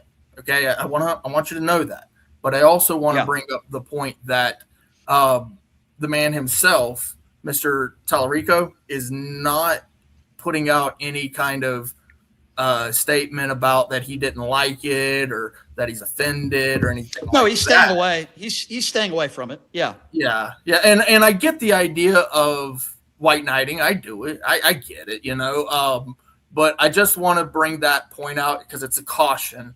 And I get what you're doing. I understand it 100%. I'm all about it. I do it 100%. But at the same time, it's a caution. But at the same time, I do understand both sides. That's why I lean right, but on center, right? But Clay, you would agree with me that Stephen Miller did this as an insult, as to mock absolutely, James 100%. Yeah, he intended it as an insult. It's just like if I called you. Why is that so hard for people? A pasty fool, right? Exactly. Why is that so hard for people on this panel to admit? Like, I don't think you have to be an.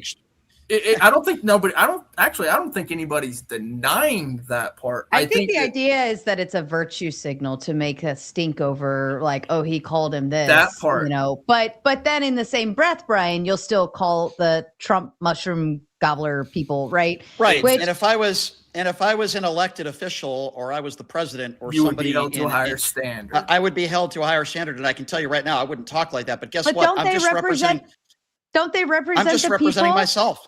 But what I'm saying is, don't. You're making my point. But the people are okay with this stuff.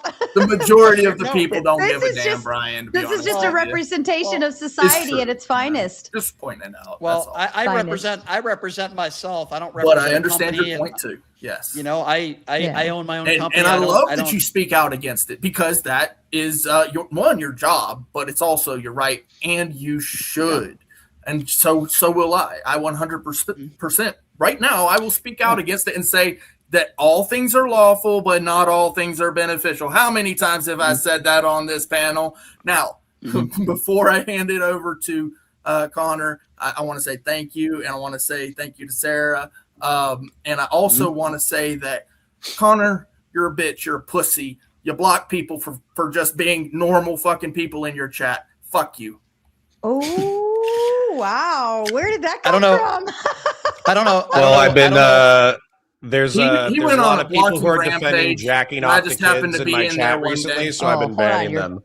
Okay. I mean, just to clarify, he went on a blocking rampage one day because he's got some very soft moderators. I mean, so soft. Let me tell you, these people are soft, softer than a lefty. Okay, they're soft. Okay, and he went on a rampage and just said, "Block everybody that disagrees with me," and that's literally how I got. It's his channel. I've blocked people for less, just for being douchebags. All right, but if the two of you need a speed date later, I'm happy to oblige. Connor, welcome back, my friend. It's been a while. I hope you've been well. I hear there's lots of stuff humdrumming around for you.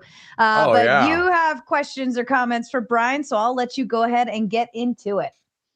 Yeah, so Brian, I've watched a couple of your debates so far, and I have enjoyed them. But the interesting thing to me that I kind of bumped into during one of your debates was effectively you were saying, "Oh, well, you know, I don't know why I would make this my business," and it was specifically in reference to abortion and sexual morality. And this was with Rachel Wilson. And the reason why that kind of argumentation, I'll just say it like it falls flat with me, is because we understand, and I know abortion isn't necessarily the two topics that are hot right now, but I wanted to bring it up anyways. Obviously, like, we might be able to agree from a descriptive perspective, maybe not every conservative would agree, that an inseminated embryo doesn't have the same level of consciousness as a baby. But I think we can agree that there's a substantially higher level of development of a fetus at 20 weeks. So why, when we're arguing about abortion or sexual morality or something like that, don't you say, no, at some point, this is my business. I do have to make a moral judgment. I'm going to make a moral judgment. And even if the law lands someplace besides me, I'm still going to I'm still going to criticize my worldview. And that was part of my frustration with your argumentation was you were saying, oh, well, you know, I'm not a woman, so I can't get pregnant, so I'm not going to make this judgment. Well, first of all, I don't think geography should have any play over a woman's body. In this country, in almost half the states in this country, abortion is illegal. I think that's ridiculous. That's number one. As far as abortion goes, I wouldn't have a problem with a 5-month ban or something along those lines. I've been pretty consistent on that. But I also believe that there are people on the far right that think that if you're a young girl that's raped, you should be forced to have that baby. I think that's repulsive. That should be a decision between the family, the victim. So I also think, or the victim of incest. There are people on the right that feel that way. The reason why I say, yes, I'm a man and I don't know what it's like to be pregnant is because I feel like a lot of the policymakers and a lot of the people that were responsible for overturning Roe versus Wade are men, and they don't know what it's like to be pregnant. It is a personal decision that a woman should be making, I would assume, with her family, with people that love her, with doctors and that sort of thing. But I'll even take it a step further. For the people out there that call themselves pro-life, I want consistency. If you call yourself pro-life, then we should also care about that baby after the baby is born. For example, just about everybody on the right votes against maternity leave. They vote against every and any government program that would help a single mother raise that child. So I don't like to call people pro-life. I call them anti-abortion.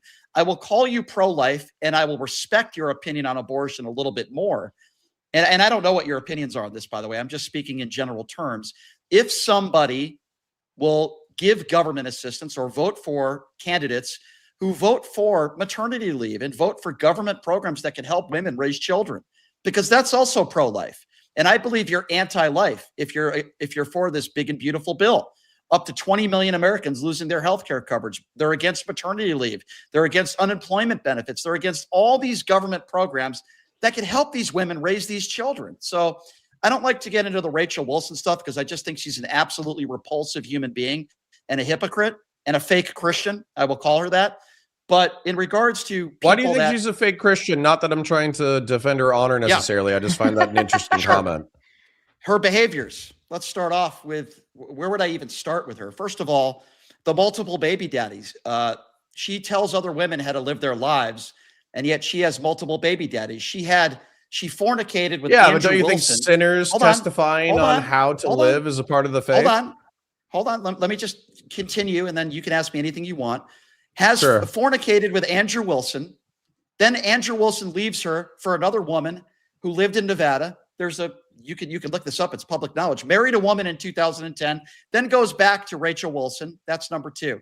Number 3, she thinks that all women shouldn't vote, yet she votes.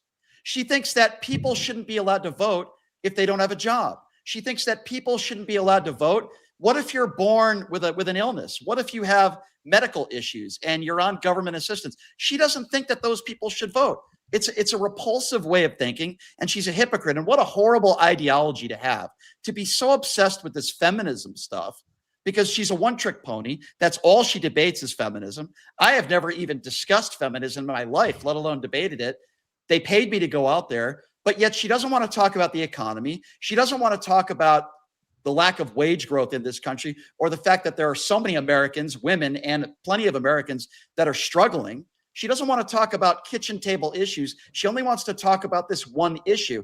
And the reason why I call her a fake Christian is because you look at the traditional Christian values, she hasn't lived up to those values at all. Now, she claims that in one of her relationships, she was abused. If that did happen to her, I feel bad for her. Where's the evidence that she was abused? Did she file a police report? So she makes these claims, even if that was true. I wouldn't be judging her right now, my friend, if she wasn't judging everybody else. Do you know, in my debate, I asked her a simple question. What if you're a woman and you're 30 years old and you can't find a man? Then she made the accusation that most of these women, she said this in the debate, have slept with 50 men. So she's slut-shaming all women that aren't married by the age of 30. So why shouldn't people do the same thing to her? Why does she let all these men have sex with her unprotected? Why does she have multiple baby daddies? You see, I don't judge others unless they decide to judge. She's a hypocrite. Well, to be fair, Saint Fotina, and sorry, Connor, Saint Fotina had 5 prior husbands and was living with a man she wasn't even married to. She was the woman at the well that met Jesus, and she ended up becoming a saint. And Sarah, that's okay. Sarah, that's okay. I'm not going to judge that unless that person is judging everybody else. Well, you said you don't think she's a Christian because 3 baby daddy thing and whatever. But the reason why I'm bringing up her life is because she judges all these other women. All these other women past the age of 30 that don't have kids. She's slut shaming all of them. Well, if you're not going to judge all these other women, and you're not going to tell women, I don't want to tell people how to live their lives, then I'm not going to tell you how to live your life. But she is fake. I believe her and Andrew Wilson are despicable human beings. They only have one goal in life. You know what their goal is? To win debates. You think they care about? You think they care about helping women? Do you think Rachel's come up with ways on how to make women's lives easier? Does she help women? No. All they care about is winning debates because they're fucking idiots. That's why they're idiots. And that's all they do. All day long. You know what Rachel does? She goes on Twitter all day long and she tries to goat people into debating her. 8 months ago in DMs, I know she wants to, Brian DM'd me. I have the DM. She DM'd me and was basically begging me to debate her on feminism. I told her to go fuck herself. Then when the Uncensored America people reached out to me and they offered me a sum of money, and I said, okay, I'll take it for a 3-day vacation. I don't give a shit. That's what she does all day. She goes for low-hanging fruit on the feminism debate. All day long, she tries to goat people into debating her. She doesn't help people. She doesn't help women. That's what Andrew does as well. Sarah, I know you're not much of a fan of Andrew either. You know, I was just hanging out with some pretty prominent people on the right. I think Sarah knows who I'm talking about last week. And they also hate the Wilsons because they know they're phony and they're fake. They're phony, fake people. People could say whatever they want about me. I've been called every name in the book, but there's nothing phony about me. I say what I feel.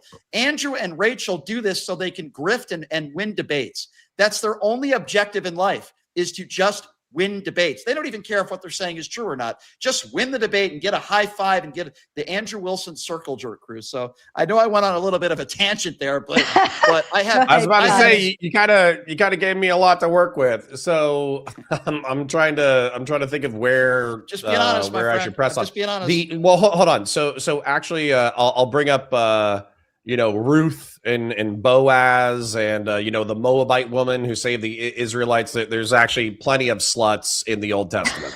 But anyways, the point is that the reason why I'm bringing this up though is that you repeated something that I kind of take issue with, which is effectively it's like, well, the only reason why I'm judging them is because they're judging other people, but ultimately I don't want to judge. You live your life the way that you want to live your life.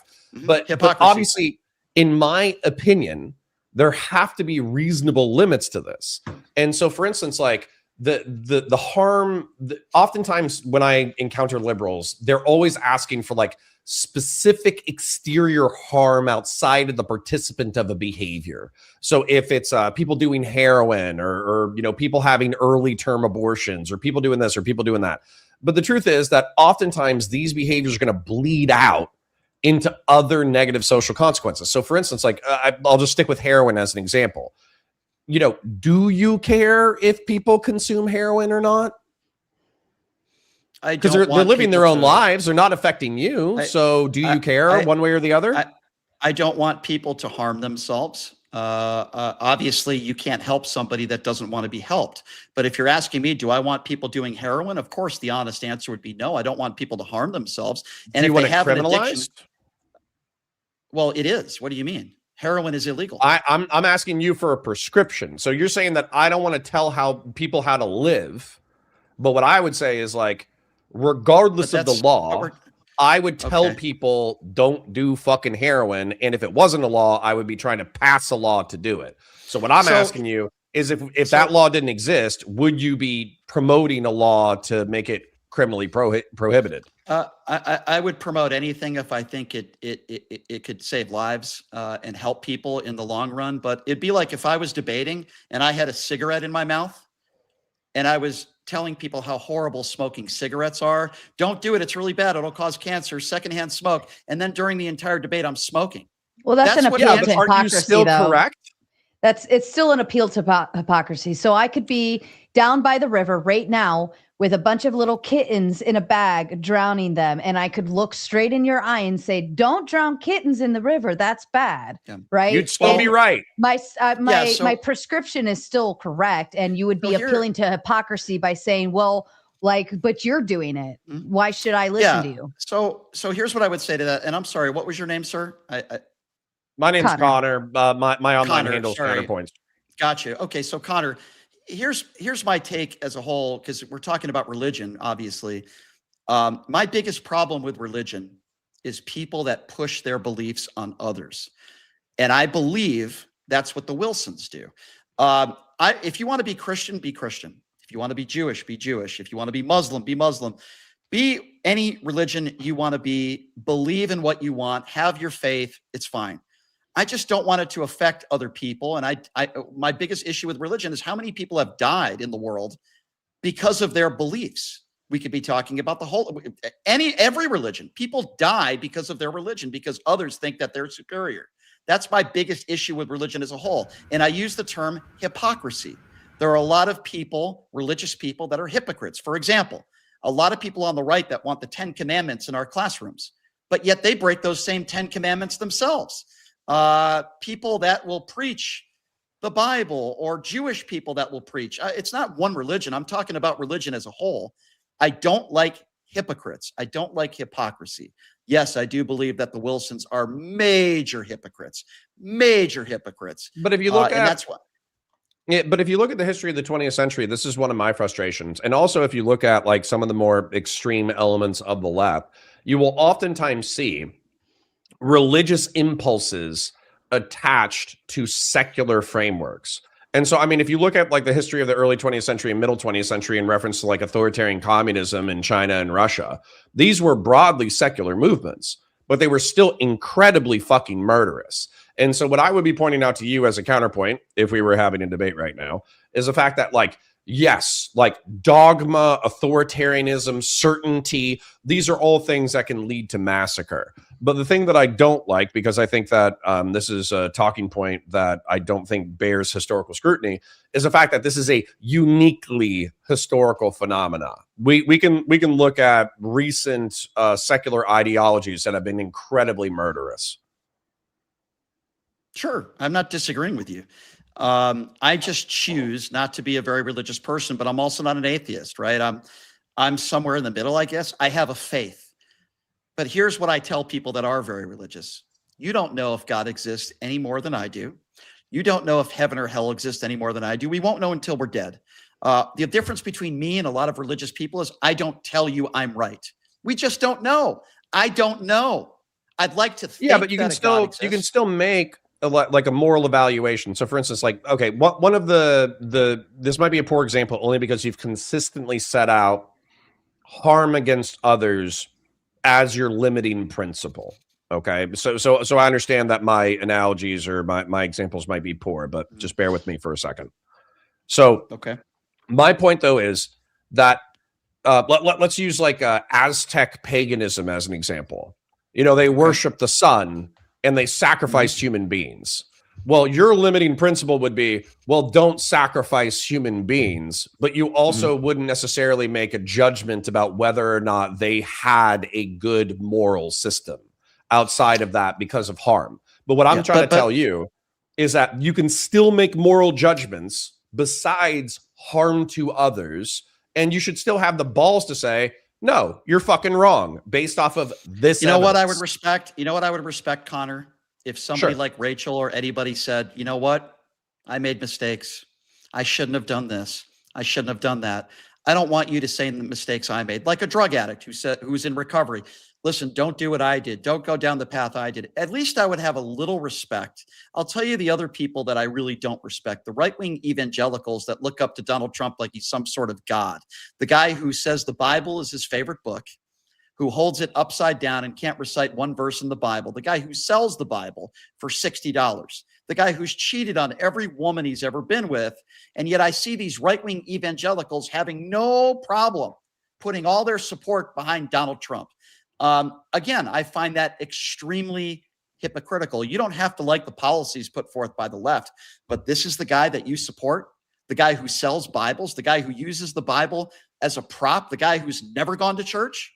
I mean, it's just, I use the term hypocrisy a lot. I just want a little bit of consistency with people. That's all. I'm very consistent. I think the only person that hates Donald Trump more than I do is Melania Trump. I'm very consistent on that. And that's not because I have something called Trump derangement syndrome. It's because I'm someone I think that calls it as I see it.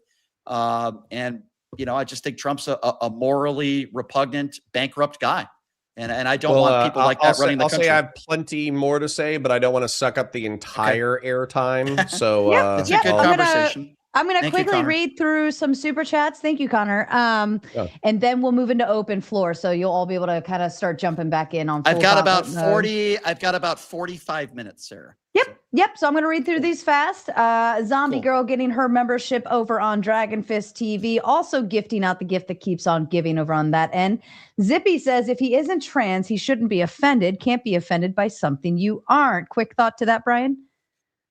So can you read that one more time? I'm sorry. If he isn't trans, he shouldn't be offended. You can't be offended by something that you aren't. Yeah. So my whole argument is not about being offended. My whole argument was when you're an elected official or you're in a very powerful position, there should be a higher standard and you shouldn't be using third grade insults. It's not about, I don't think Talarico was offended. I'm sure if you asked him, he would say it was stupid. And he'd probably be using the same language I'm using, that it's immature and it's beneath that position to talk like that. And I would imagine to some people it is offensive, but that's my biggest issue is not whether Talarico is offended or not. It's that when you're an elected official and you're in a very powerful position, there should be a higher standard, and you shouldn't be using 8th grade insults or calling people gay or trans.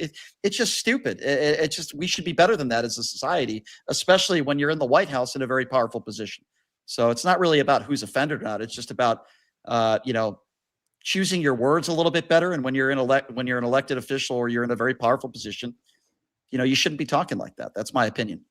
Fair enough. Iotin sends love over on Andrew's side, says thanks for being on panel, Andrew. Texas Bully Mom asks, does Opie love her new bunny sibling? My puppy Opie found a bunny burrow and decided to drag one out. I was able to put the bunny back, and that bunny is currently its mama's problem, not mine. So hopefully Opie actually leaves her alone, because she was a very, very young baby bunny. Iotin sending in the Big Ten for Mater Love. Shout out to you. Zippy says, Andrew cooked. Can't wait till Thursday. Yes. If you haven't heard, our darling Andrew will be joining Brian Shapiro over on his show, his radio show this Thursday. I have Isaiah Martin. I don't know if you guys know who Isaiah is. He's awesome. He's also coming on Thursday.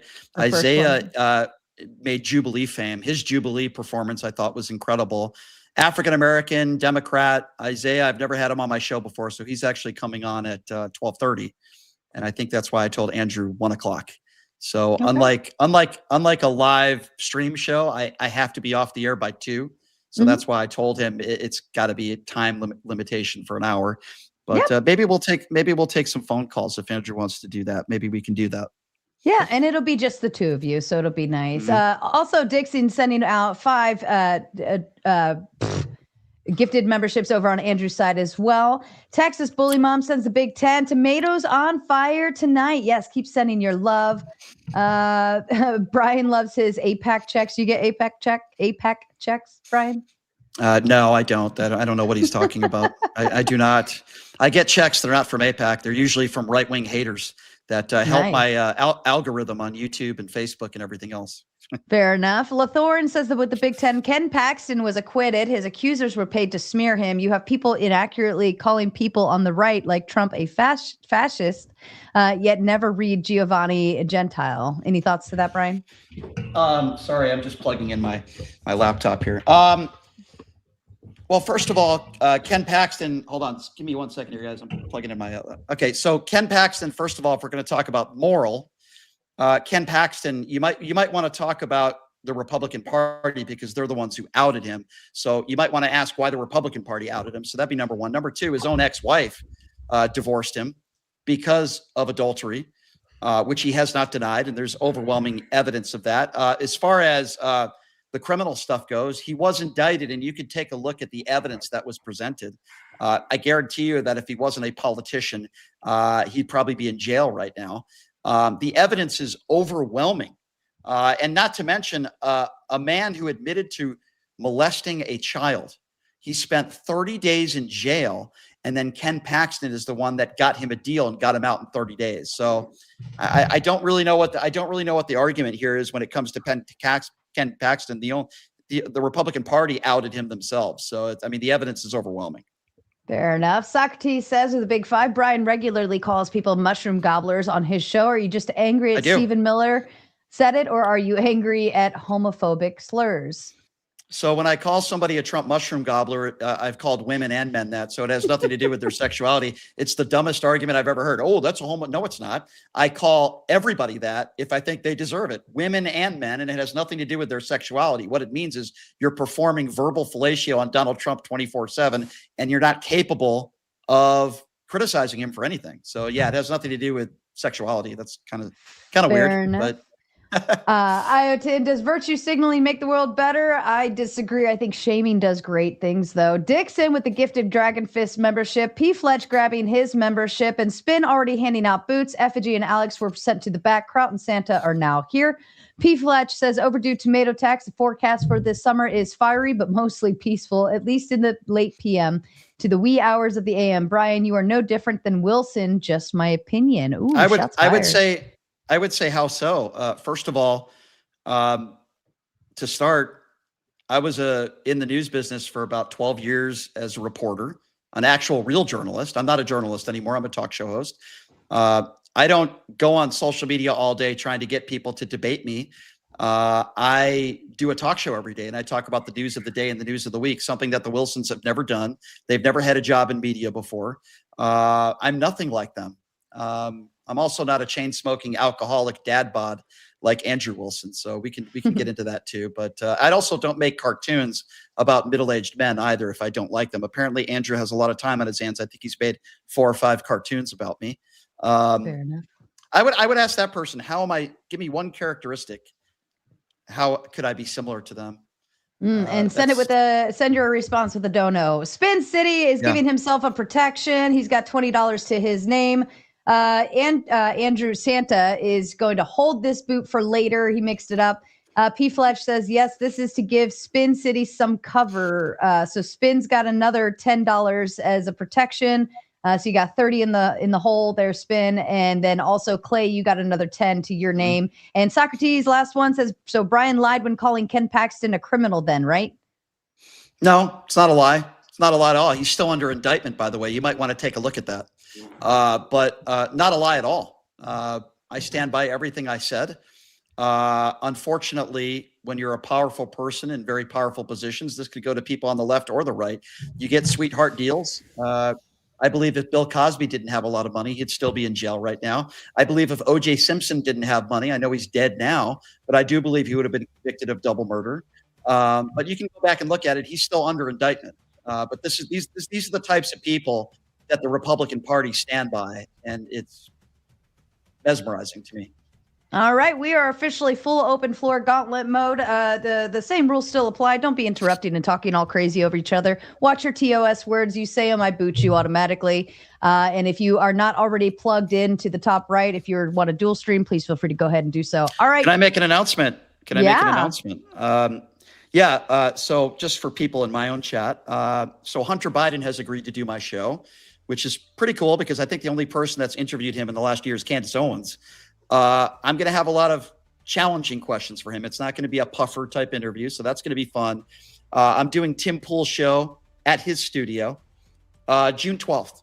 So I'll be out there in Virginia doing his show on June 12th, and I expect it'll be 4 against 1, but that's okay. I'm used to it. So, yep.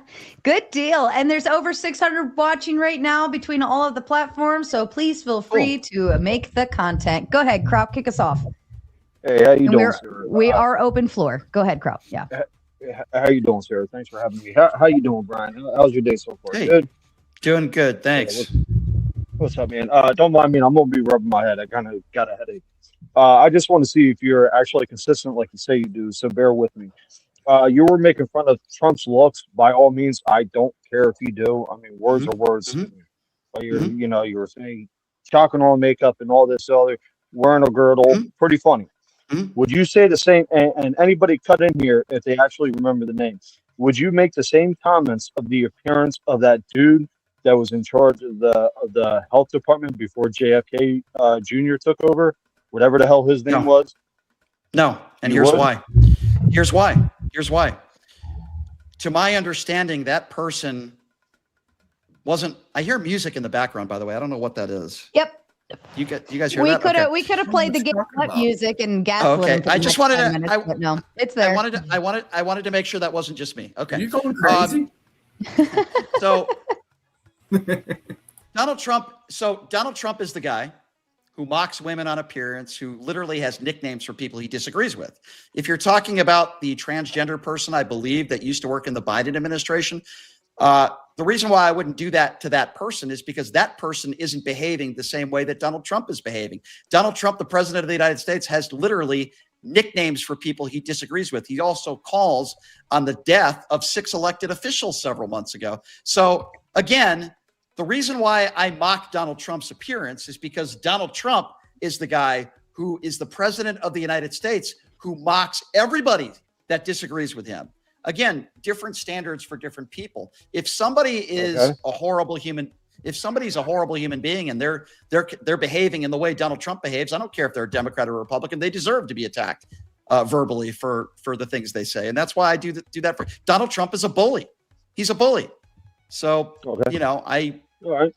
That's how I feel about that. So I just got one more question and then a statement in regards to the trans community.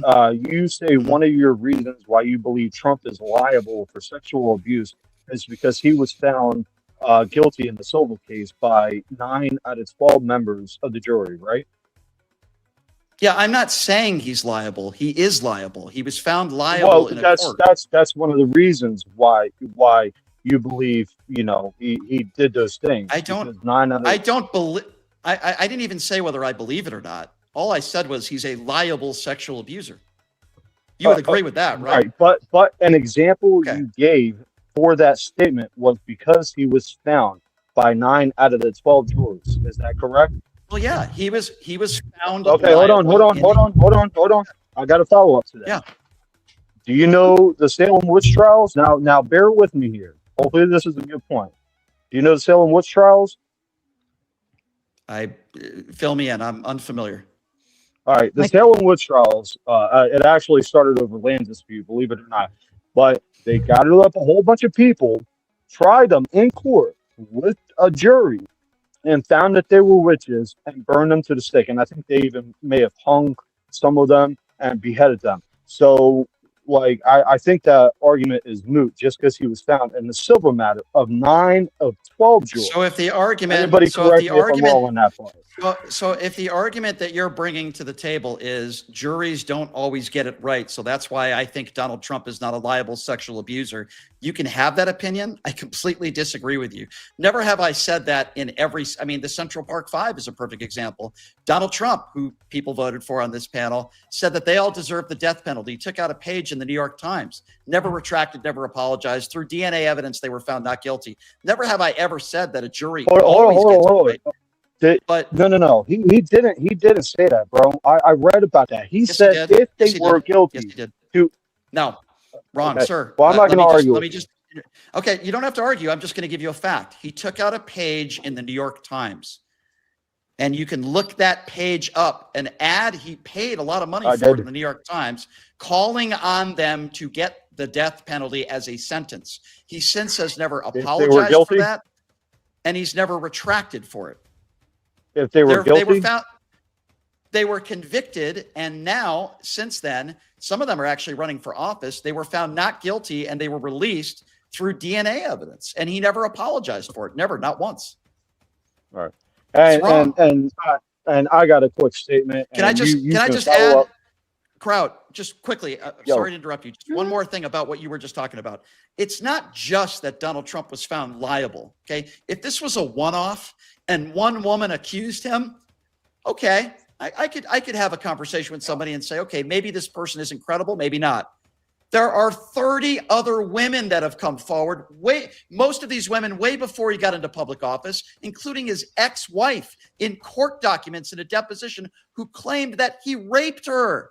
So this isn't just a one-off. You also have to look at context and the history. Yes, if somebody lives their entire life with a lot of money and one accuser comes forward, I'm not saying they're not telling the truth, but okay, let's take a look at that. But Donald Trump has a history.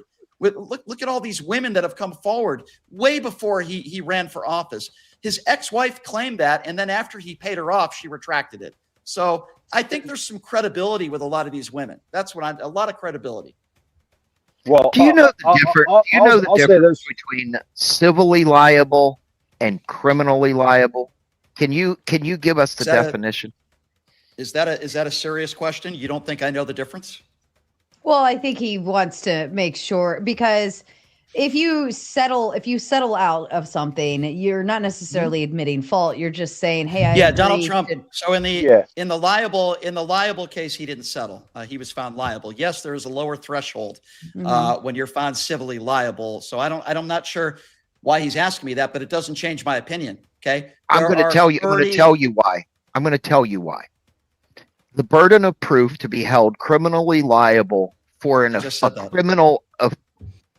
He did. Are you gonna? I know. I know what he said. You're repeating what I just said. The burden of proof is higher. They didn't have enough burden of the proof. Is there an echo in this? Are you going to be an asshole? You don't want people to cut you off, but you cut everybody else off. No, why don't you practice what you preach? You've already in the first. How about shut up? How's that? In the How about first shut 5. up? No.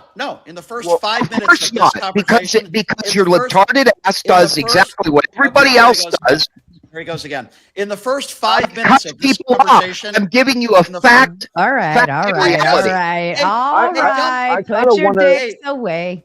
Hold I kind of on. want to say First of one all- more thing, Brian, and then I'll let Spin, have it.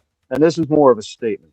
I think now I'm not going to say you, because I think the first time I was ever on these, we were debating that. But a lot of people who are pro-abortion are not also pro-abortion. pro. Well, I'm not saying don't you. like I that. said a lot of right. A lot but of people who are pro-abortion. Nick, Hold on, let me finish, Nick, man. Let me land. I just don't. I know, but I don't like the term pro-abortion. It's not like we're all on trampolines jumping for joy when a woman has an abortion. We believe in the a right lot to of people choose. actually do that, but let me land it right quick. This is a disagree. statement. This isn't a question. A lot of people who are pro-abortion are also pro-trans, and I find it laughable and extremely hypocritical that the same people that claim to fight for women's rights, for bodily autonomy, to kill your offspring, are the same people who says, yeah, let that man in the bathroom because he claims he's a woman. I find it laughable. Now that's a statement that you can add on to that. That's a statement. That's not a question. That's a cold hard fact. It's extremely fucking hypocritical. So you're comparing abortion to people going into restrooms? I'm trying to understand. No. I'm saying it's hypocritical. It's hypocritical. What's the That's what I'm hypocritical? What's the I mean, I just explained it, but I can a explain woman it again. having the right to choose. Can you provide me a study that would show transgender women going into restrooms have a higher risk of committing a crime in that bathroom as somebody who's not transgender? No. Can you cite me a study that would show that? This is why this was a statement, not a question. I never said trans woman. That's a definition. I said men claiming to be a woman that do not transition, going into women's restrooms and putting those women on edge.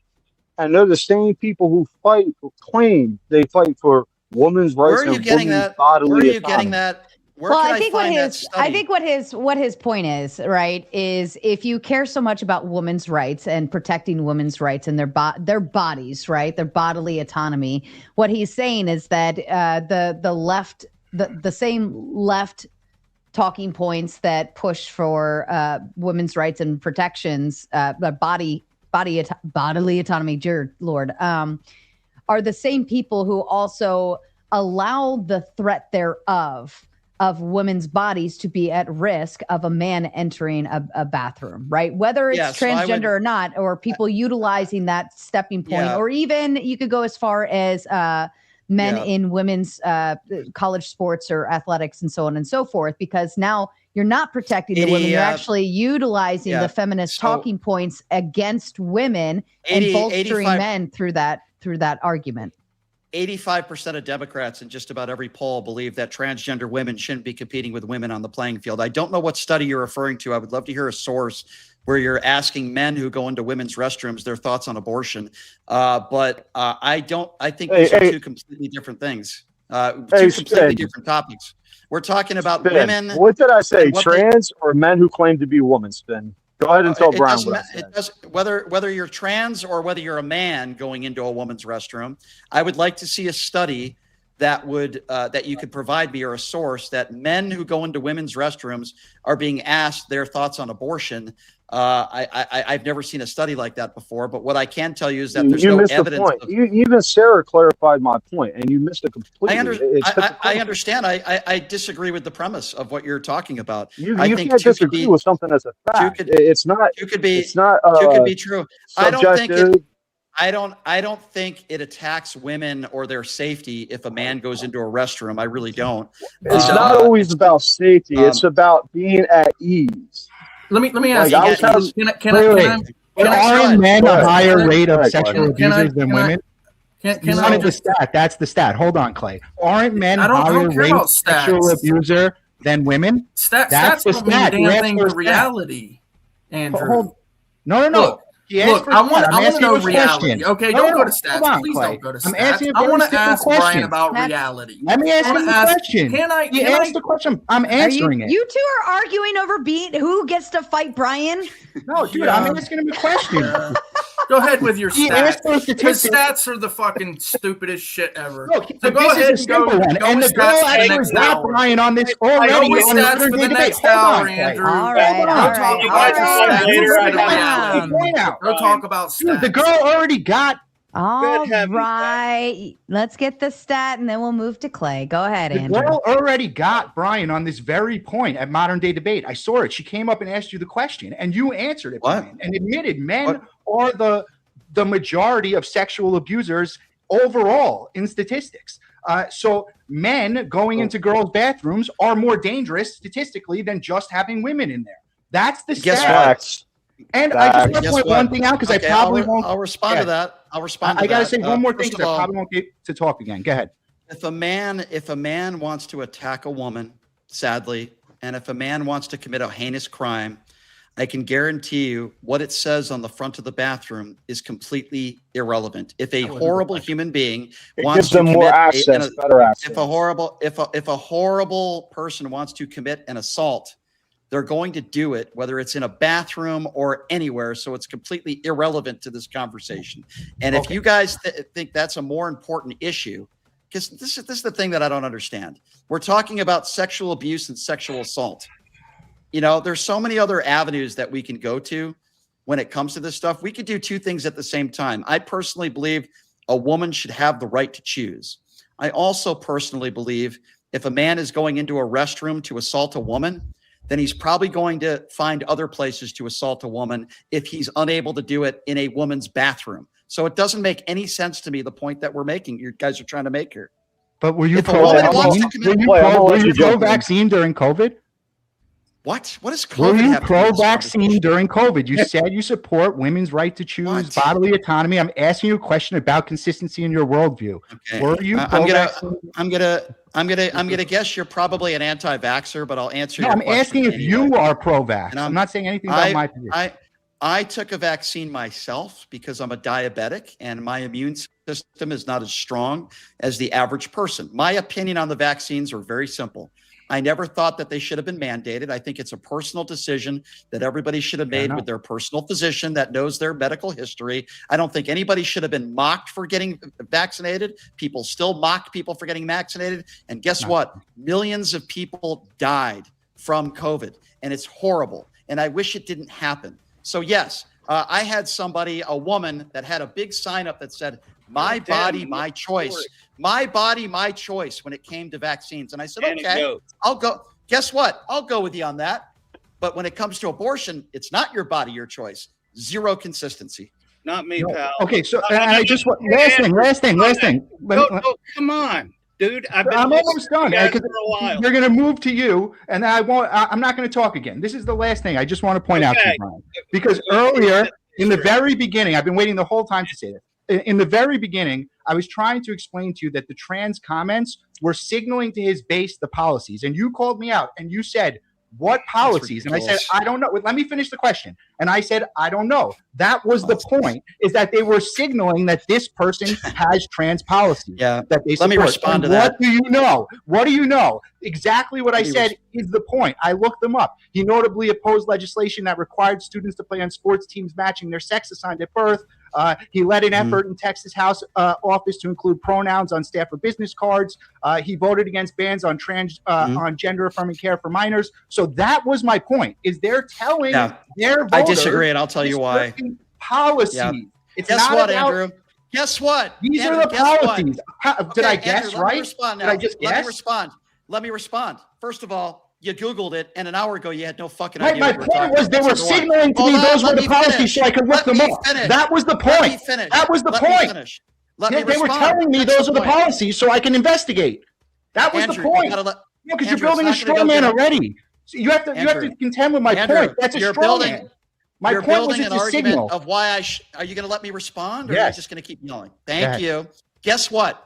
If somebody doesn't like somebody's fucking policies, in this case, maybe James Talarico's policies when it comes to trans people, then fucking bring that up and talk about why you don't like the policies. Don't fucking be like an 8-year-old and call somebody trans. The fact that you think that's good messaging and that's a good communication I didn't skill. say No, that. wait, let me finish. Let Didn't me say it was finish. good or bad.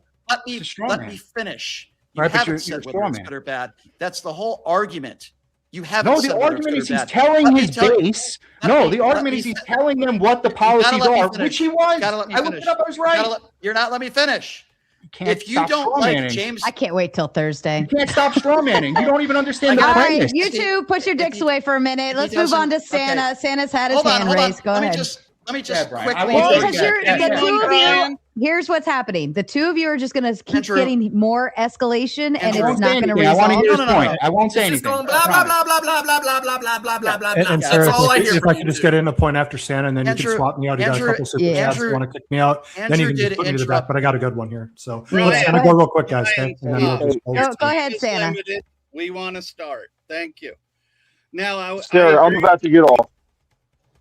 I agree with you about powerful people not saying stuff.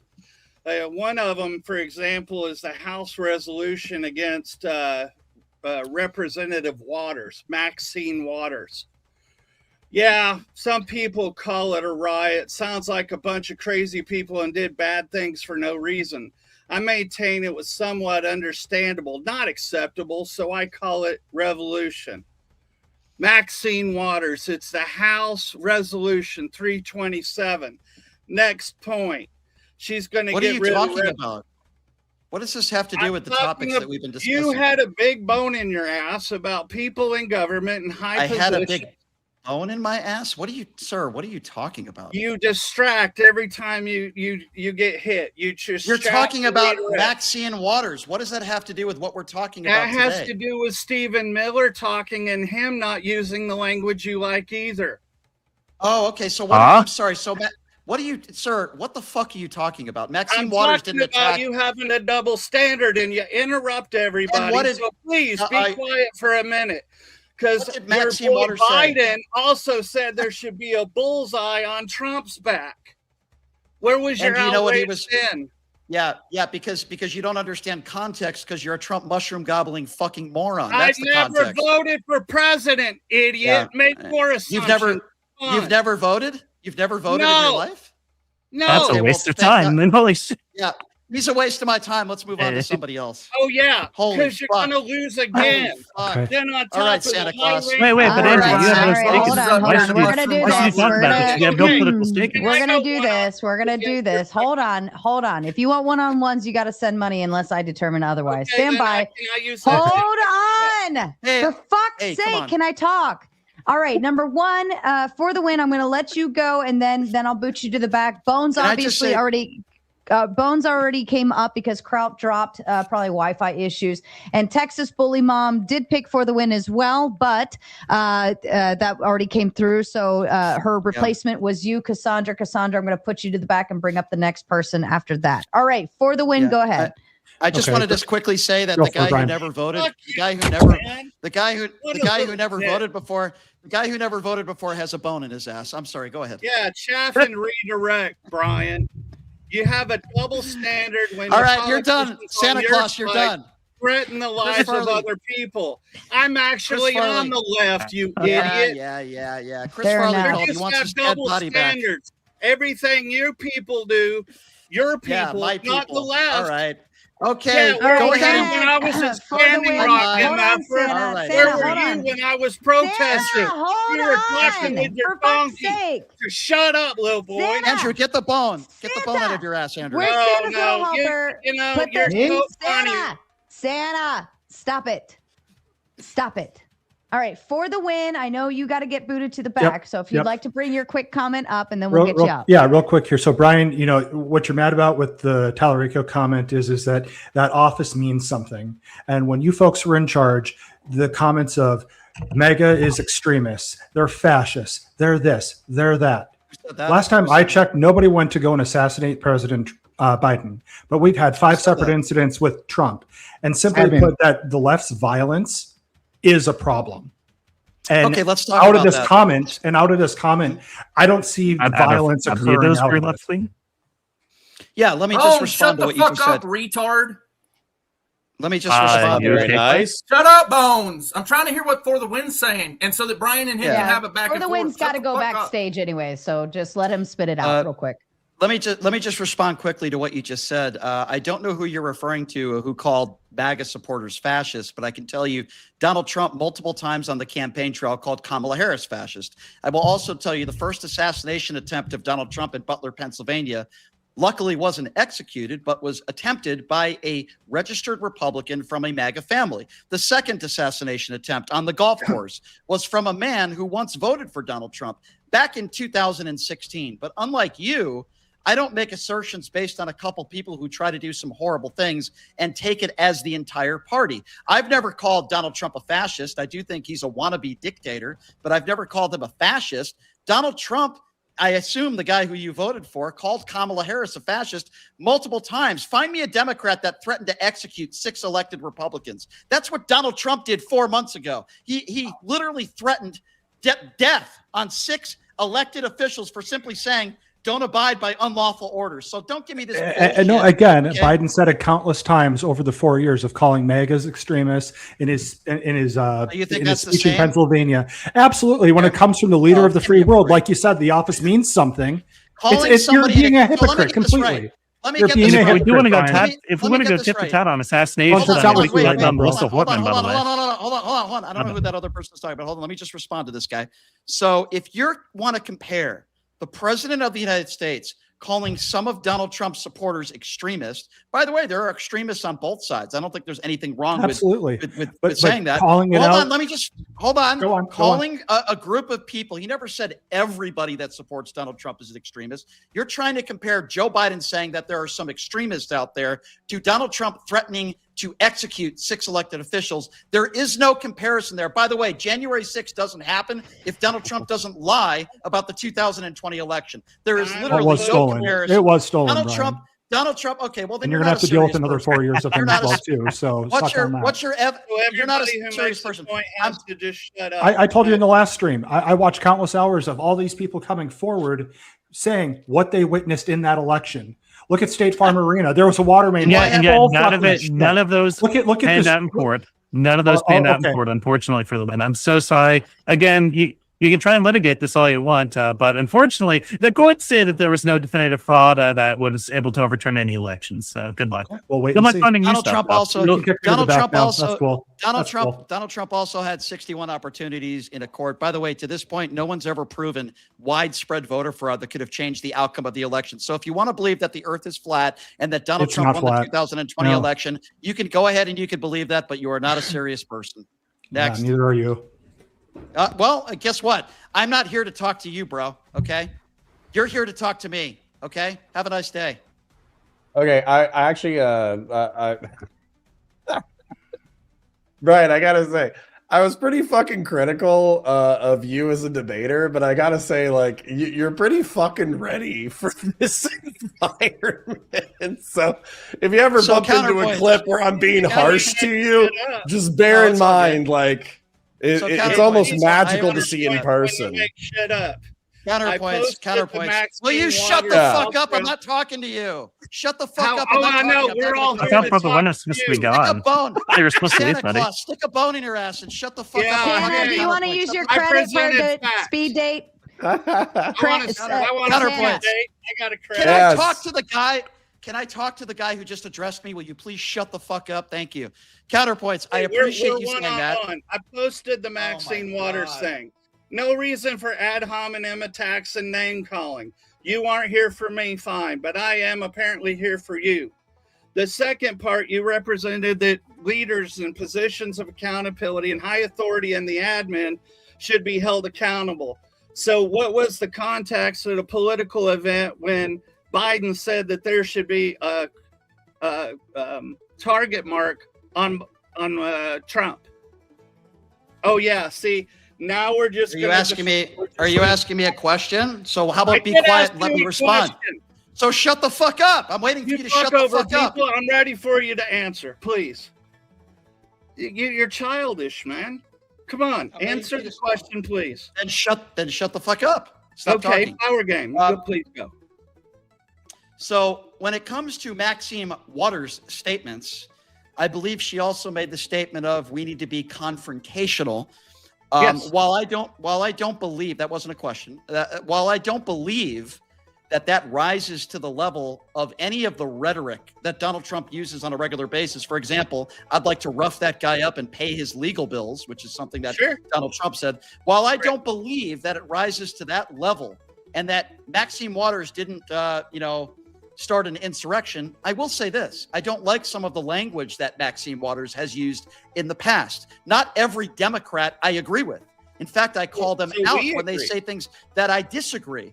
But to try to compare the two and say that Maxine Waters has incited anywhere near a type of violence that the president of the United States has, which would be January 6th, and many other incidents that I could, like, for example, the Texas El Paso shooting in Walmart.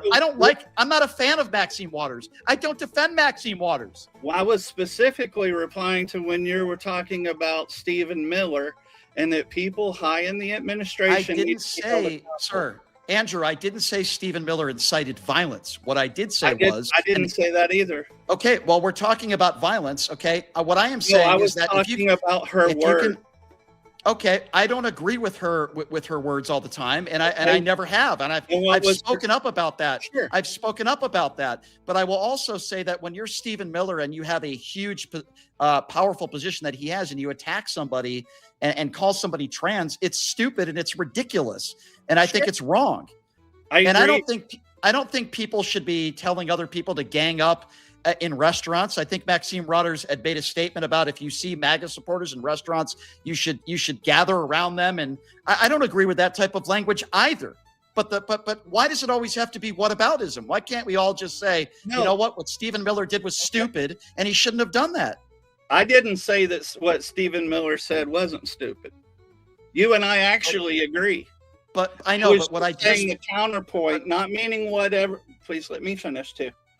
Okay. I'm saying here are other examples. There are several other examples that I gave that people higher in administrations and those things have done the same thing. And my follow-up question be, are you also holding them accountable? I disagree. I first of all, I disagree. I don't think we've had anybody that has come up with the daily rhetoric and the things that Donald Trump has said and done and does every day. The man literally has nicknames for people that he disagrees with, and he calls for the death of elected officials. So no, I disagree with you. I think this is monumental. Let me ask you a question, Andrew. Do you think that January 6th happens if Donald Trump doesn't lie about the election? Well, one, let's say challenge, because I agree with you. Nothing's been adjudicated that it was needed to be overturned. Okay, I'm annoyingly in the middle. I do believe that his rhetoric helped it, just like stuff with BLM and Maxine Waters and Jeffries and other people. I think BLM happened. But the difference is he's president. Correct, but I do think BLM happened not because of what some Democrats said. BLM happened because Derek Chauvin's knee was on George Floyd's neck for 9 minutes, and I think people. I don't condone any of the violence. I don't condone any of the bad stuff that happened. But I do think most of the people at BLM that were protesting were not violent, and I think most of those people wanted equality, and they hated that video. I hated watching that video too. And I think, I don't think Maxine Waters is the reason why anybody assaulted police officers, but I will tell you this, the Democrats don't have a $1.7 billion slush fund for any people who did violent things during those BLM protests. Joe Biden didn't pardon anybody during those BLM protests, as far as I know. Donald Trump not only pardoned 1,500 people, but now they're going to be making people millionaires, some of those people who beat cops. They will not rule it out because they're going to be paying the Enrique Tarrios and people that beat cops. I don't think Maxine Waters would reward anybody for beating a police officer. That's the difference between the Republican and Democrat Party today. A $1.7 billion slush fund to literally reward people who assaulted police officers. It's insane to me. It's insane. I don't disagree with that either.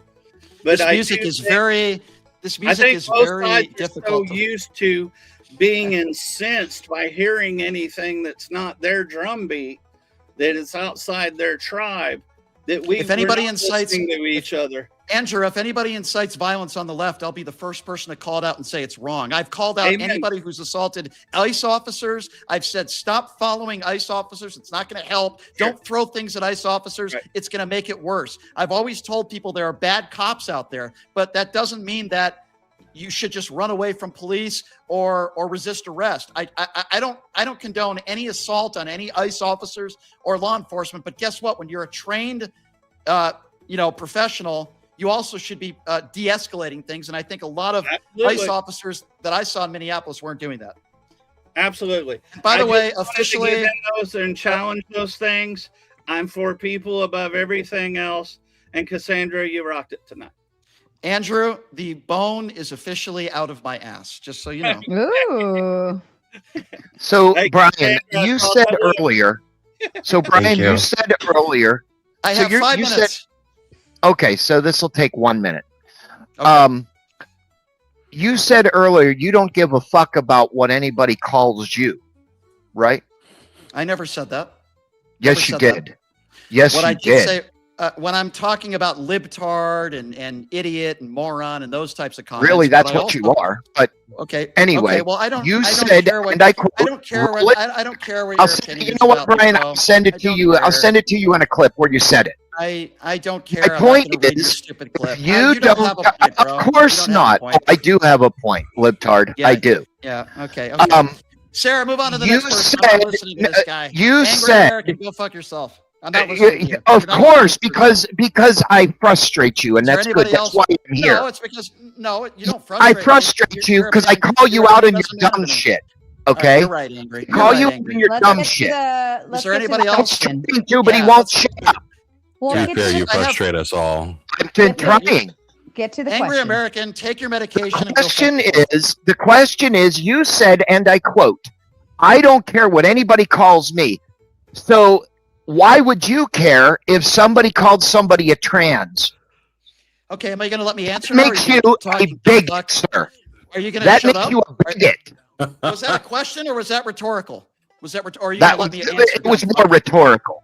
It was Okay, retarded. so move on to the next person and go fuck yourself. I have a question. Go ahead. I have a question. Thank you. Brian, are you a narcissist?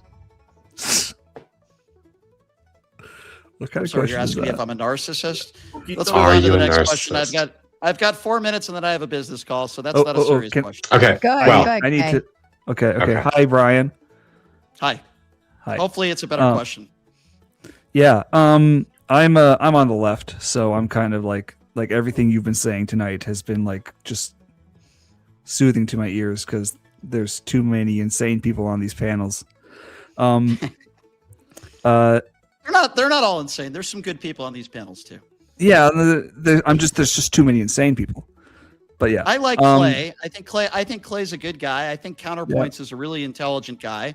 I think Effigy. Hopefully, we can have another fight a different day. I actually Yeah. don't think Andrew James. We got off on the wrong foot, but I don't think Andrew James is an unreasonable guy. I can't believe I'm saying that, but I am. There's just a few people here that don't ask very intelligent questions, but those people that I mentioned, I thought have asked some pretty good questions, actually. So I'm sorry. Go ahead. Yeah. So I you agree with you. Of course you do. I don't know much about you, I'm afraid. You host like a radio show, right? Sort of like podcast. I'm a type idea. nobody. Yeah, I'm a nobody. You're they getting just Hunter invent kind Biden. You're not a nobody. Okay. I do. Let's be honest. I do a talk show, and I do a bunch of TV and stuff. But Right. I still consider myself a nobody. I have one question for you. Yes. What do you feel you get out of being on this panel and having to Well, not everything I deal do. with these That's questions. a good question. Not everything I do, I always have to get something out of. No, I think Sarah's a nice person, and she's treated me with respect.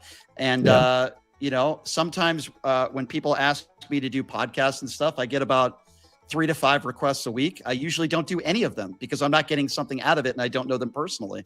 But usually I do shows, the TV shows and stuff with extremely large followings. But not every time somebody asks me to do a show do I always say to myself, geez, what am I getting out of that? I think that would be extremely selfish. Sometimes when I do shows, I don't always do shows to make sure that I get something out of it. But I also like having most conversations with people that I disagree with, to be honest with you. I enjoy it, actually. But there are some shows that I do that I will never do again. I'll never do Jesse Lee Peterson again. I think he's a complete asshole and a troll.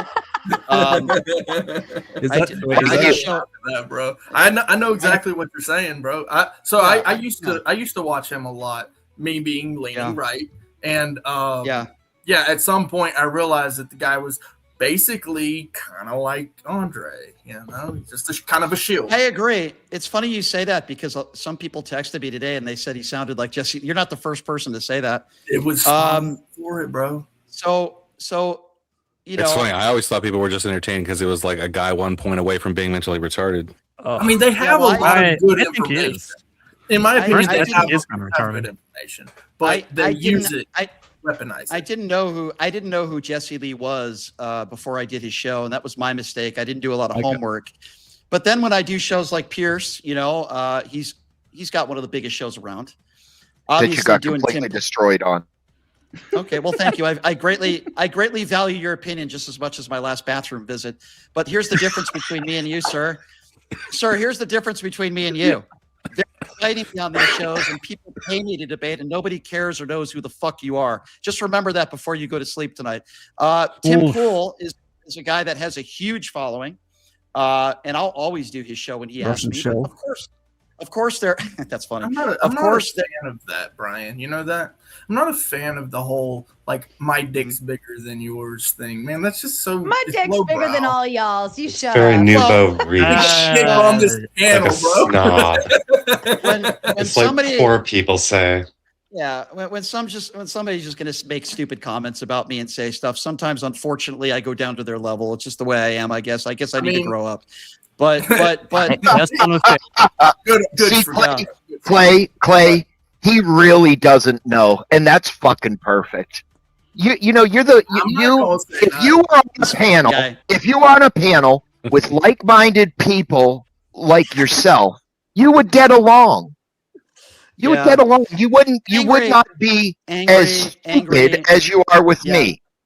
Angry. Enjoys the combative nature of conversation. Hold on, I gotta go here in a minute. Need to fuck and get it over. Go to your business call. I just want Angry to do one thing for me tonight before he goes to sleep. After he pleasures himself to my poster in his bedroom, take off your Donald Trump knee pads and wipe your mouth. That's all I want. Oh my! One more question for you, Brian, before you go. See, this is what I'm talking about. Angry, you're done. Kay's got you had your time. Go ahead, Kay. Yeah. I don't know. You might, if you look behind me, you might guess as to what this question will be. Who's your favorite Transformers character? I really don't have one. I never got into Transformers. I think I got Angry very upset. I think Angry just left. Question. Yeah, that's smarter than anything you've said the entire show, asshole. I grew up liking Superman. I know that sounds kind of weird, but I loved Reeves and Superman. That's not weird at all. There it is, Brian. Yes. Not Dean Cain. Not the Dean Cain Superman. By the way, I've gotten into it with him on social media. Ben Affleck Superman? Yeah, that's fair. I like Ben Affleck. Which one's your favorite Superman? Well, listen, I met Chris Reeves and his wife, his dear wife, at a New York Rangers game when I was 21 years old, and I'll never forget it. I was so intimidated. I was so scared. I mean, obviously he was in his wheelchair. His wife was so beautiful. And I almost crapped my pants. I was so scared because that was one of the first big celebrities that I met. And it was just such an honor just to meet him. He was a huge hockey fan. He went to a lot of Rangers games, and I love those Superman movies, man. Nobody ever will be Chris Reeves. I don't know if you guys ever saw the documentary on Chris Reeves. It came out a couple of years ago. It was so good. It was a tearjerker. But anyway, to answer your question, I'm sorry. I do have a few Donald Trump figures behind me, though. I know you're going to be very disappointed. Uh-oh. I have a couple action figures here. Okay. I get the most action. Yeah. It's me, Donald Trump. I love how Donald Trump lives free rent in your mind, dude. It's he's the president of the. He's the president of the United States, dumbass. I'm a news talk show host. It's my job to cover the president, you fucking moron. Anyway, this is Lumberg. It's your job. Spin City News, you should know about this, considering you know Spin City News your name. Give me a minute. I have a little bit of an angle. By the way, I don't know if you could. Sarah, who's in the back? That's a John McCain letter. We got So John Alex McCain- for the win, Santa, Toasty, and Paul Stankus. All right, Always, and every time you boot me, this Atlanta salad gets more delicious, by the way. Oh. So we're booting Bones and bringing up who? For the win. Okay. Oh, wait. I got 5 minutes. I got everybody. Sarah, and I if you really want gotta to go. bring up 5 Toasty, minutes. I think Toasty's got a question for Brian. If I could do that, Yeah, go ahead. before Brian leaves. Go ahead. That's fine. Whatever you want to do, Sarah. Sure. Go ahead. Go ahead, Toasty. Toasty, today's not the day to have a lag. Well, Toasty's lagging. I did want to get back How you to doing, some. Brian? Oh, here we go. Here he is. Hey, what's up? Hey, all right. Can I ask the panel to be quiet, please? Go ahead, Toasty. Hurry. Well, it's kind of hard to want to go ahead when everybody's talking. Just do it, Toasty.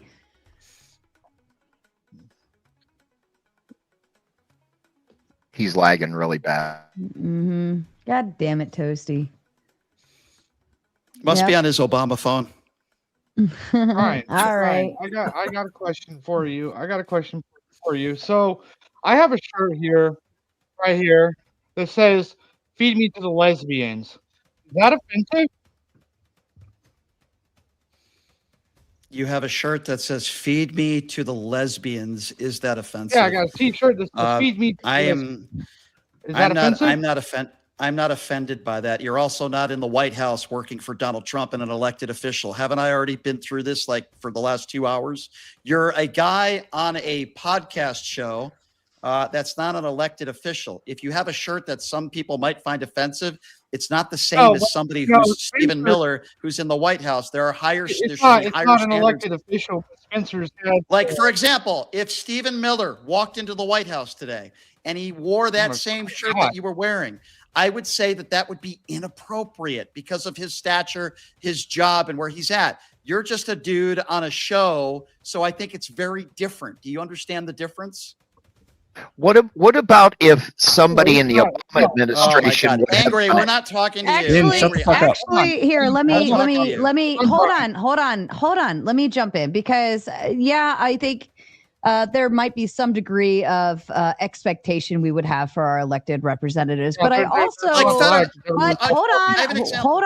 But I also think that it's fair to say I appreciate the fact that they are front facing and transparent to us with anything that they think, right? I would much rather them call somebody the F slur or whatever to publicly than to be saying it behind the scenes and then present as if there's some blessed Christian being an all nice. I disagree with you. I think what Kanye West did with his anti-Semitism and his hateful rhetoric and praising Adolf Hitler, I think it caused a lot of anti-Semitism in this country. I think if people are that hateful, I would rather them be silent about it than to go public on it, and then other people will be copycatters. So, but again, if somebody in the White House walks in there and wears a shirt that this gentleman is wearing, it's very different than somebody like him doing that. So I think, again, higher standards, different standards for certain people. For instance, like this Epstein stuff, right? Wouldn't you rather be on the forefront or front facing, I should say, for somebody with their belief system or something that's as immoral as that? I would much rather them be in the public because, like I said earlier, when I brought up the shaming concept and how shaming is good. So, for instance, Stephen Miller saying this or Trump saying that or any elected official saying whatever, with that can come potentially shame if the society as a whole deems that as immoral or improper behavior. And then the shame would be what would shut that type of behavior down. Sarah, maybe 10 years ago, I would agree with you. But, they elected the guy who talked about grabbing women by the pussy. Forgive my French. So I think we're living in being times grabbed now. by the pussy. Well, with consent, Sarah. Obviously. I think in these times, shame doesn't work unless you have leaders who are exhibiting moral behavior from which people want to follow. Right. And who's doing that? I agree. And who's doing that?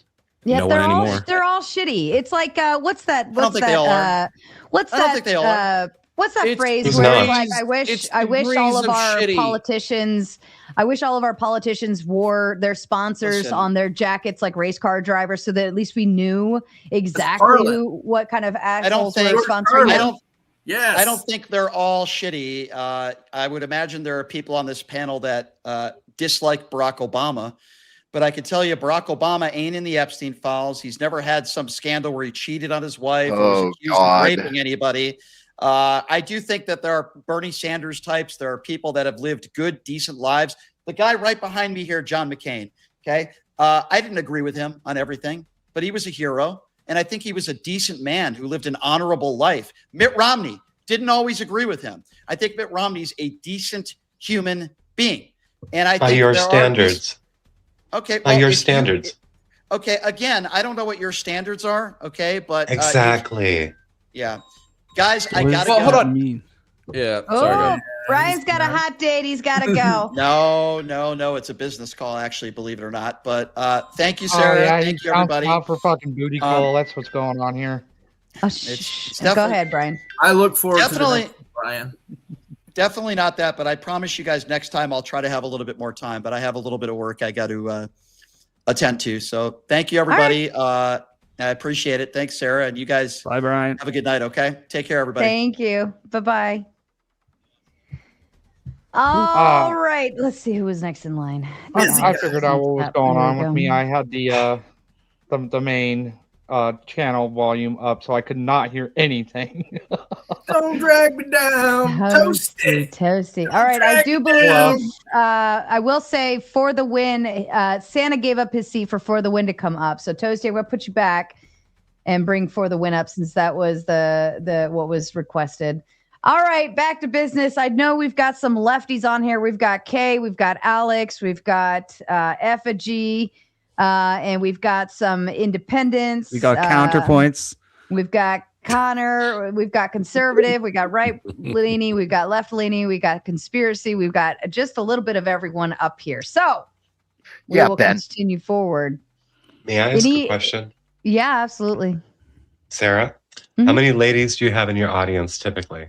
What percentage of ladies do you have in the We've audience? got quite a bit. We've got Texas Bully Mom. We've got Iotin. I know I saw School of Thought, THOT in there.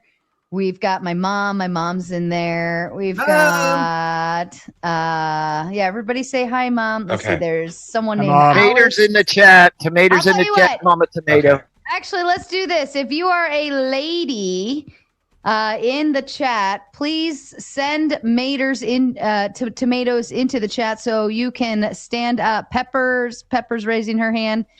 Send a mater and we'll do a ladies call shout out. But yeah, I think we're probably like 10% female audience. We're moving. All right. While the ladies are putting their tomatoes into the chat, this is your PSA, which you may not have known about. Ladies, how many times have you gone into the ladies' room and found the toilet seat is wet and or in the upright position? Yeah, and it's gross. Would you like to know why that is, ladies? Yeah. Because there are trans women who hate biological women and intentionally go into the bathrooms and urinate upon the seats. I Is just that wanted your to drop that conspiracy theory? fact. No, that's because I am a transsexual who lived as a woman, and I knew autogynephiles in the community who admittedly went into the bathrooms to pee on the seats because they hate women. It's amazing. That's the whenever worst. I- All right. If you were watching over on Brian's side, I do need to shut down his show for safety purposes, especially with this group.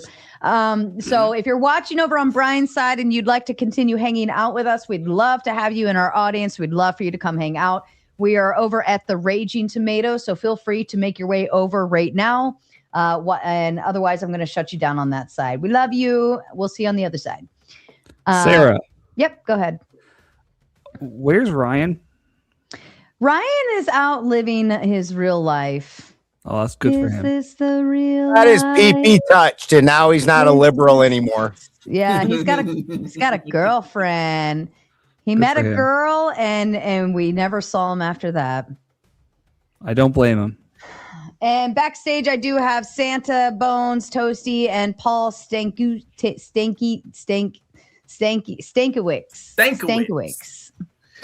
Effigy for Toasty. Effigy for Toasty. Oh, you got your credits. Okay. All right. And also, this one came in earlier. Obviously, Bones is still backstage. Also, True Game says, Brian Shapiro, you are just a tool and don't want to talk about fighting anyone, little girl. Nobody with stature speaks the way you do. Man, shots fired. You guys really love to hate him. P. Fletch says Kamala Harris, etc., are on record stumping for bailout funds for Antifa/BLM back in 2020. Thanks for proving my opinion correct about you, Brian. Any thoughts to that from the panel? As far as I'm aware, those bailout funds weren't for anyone in particular. They were just bailout funds. Now, I recall, as being a resident of Minneapolis, that was a topic of contention, especially during that whole biological issue of like when you could protest and it was fine, but any other time that you congealed with other people, it was a super spreader event. And so this little portion right here with Kamala Harris and these other celebrities going and bailing people out from the clink was a bit of a sore spot with quite a number of us in the Twin Cities. Y'all can lose me on that shit because look at all the fucking pardons that Donald Trump actually had as he came back in office. He literally pardoned people that committed massive fraud. And the thing is now that well, I know you don't care. That's because why should I? Yeah, that's the point. Because the thing is, a lot of these people, especially people that were J6ers, some of these people are actually confirmed pedophiles. Like the guy even said he was going to buy the silence of his victim with the money that he was going to be getting. So now that I care about.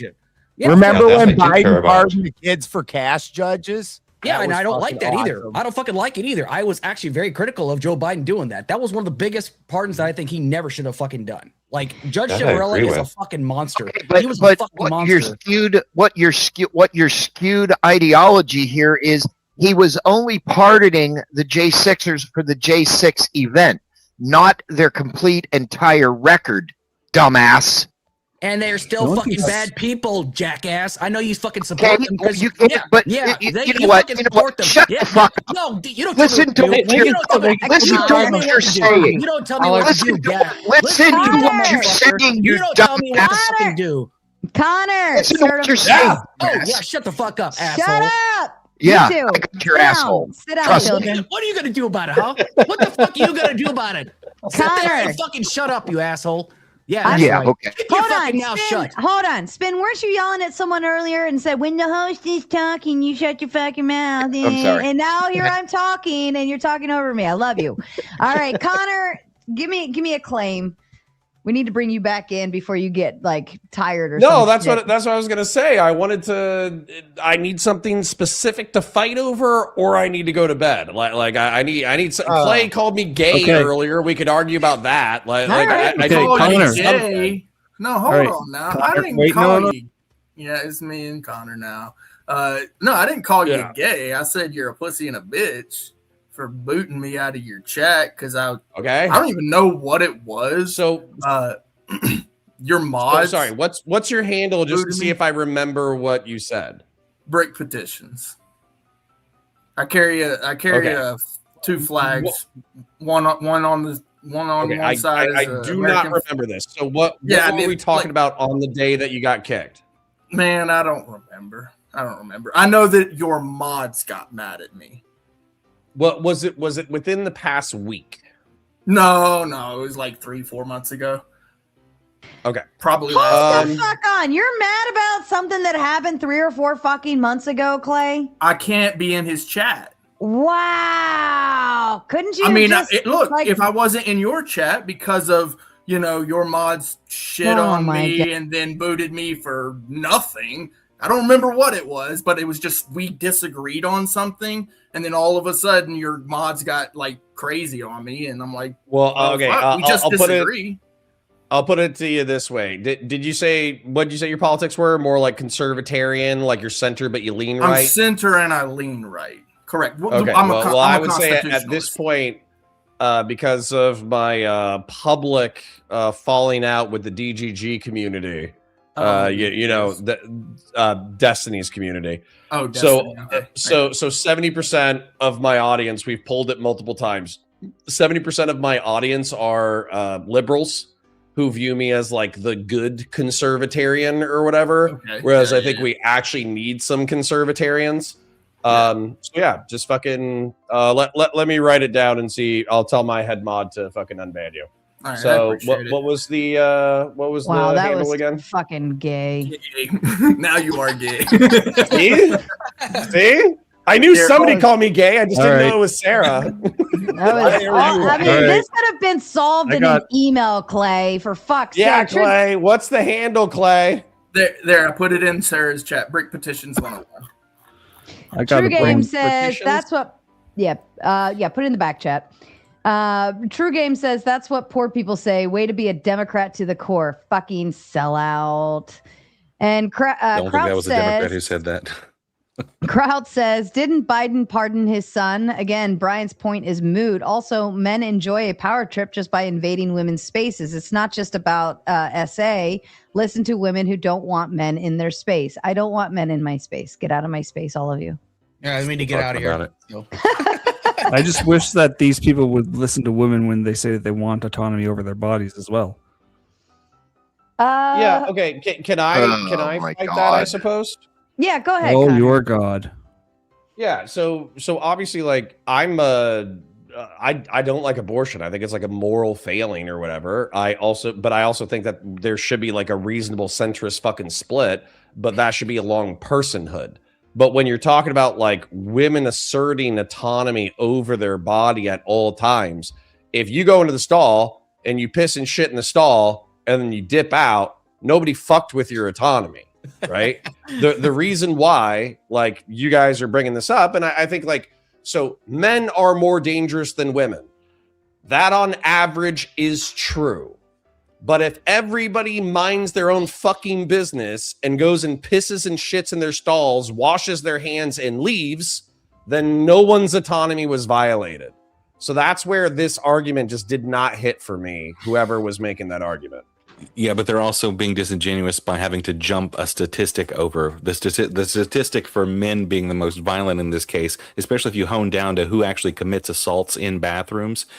It's same sex on same sex usually. So they're having to jump the statistic of men committing assaults onto trans women who do not have that same statistical level that Well, and just to, men and in to be general do. clear, there was a stat that was out there like a few years ago that was saying like 4% of the population was trans. That was never fucking true. Literally 90% of the people who were within that stat or whatever, they were either like non-binary women. You know, and basically that's just a woman with a fucking septum piercing. That's not a trans person. They've definitely okay? tried. Yeah, I agree with that. They tried to extend it to a category. When you're actually instead of talking specific. about male to female or female to male or man to woman or woman to man, however you want to define it or whatever, trans folk, it's still less than 1%. So the fact that we could even obtain stats on this is dubious. Okay, so you would agree that non-binary doesn't mean anything, correct? I Means think non-binary. that I'm a little bit anti non-binary, where I do have one non-binary friend that I respect or whatever, but for the most part, I think it's mostly women who want attention. Yes, and you would agree that it is a mental health condition, so to speak. Yes, No, it's I just don't a know where you're gender going, but expression. yes. Okay, so my friend Cassandra up there is a complete transsexual.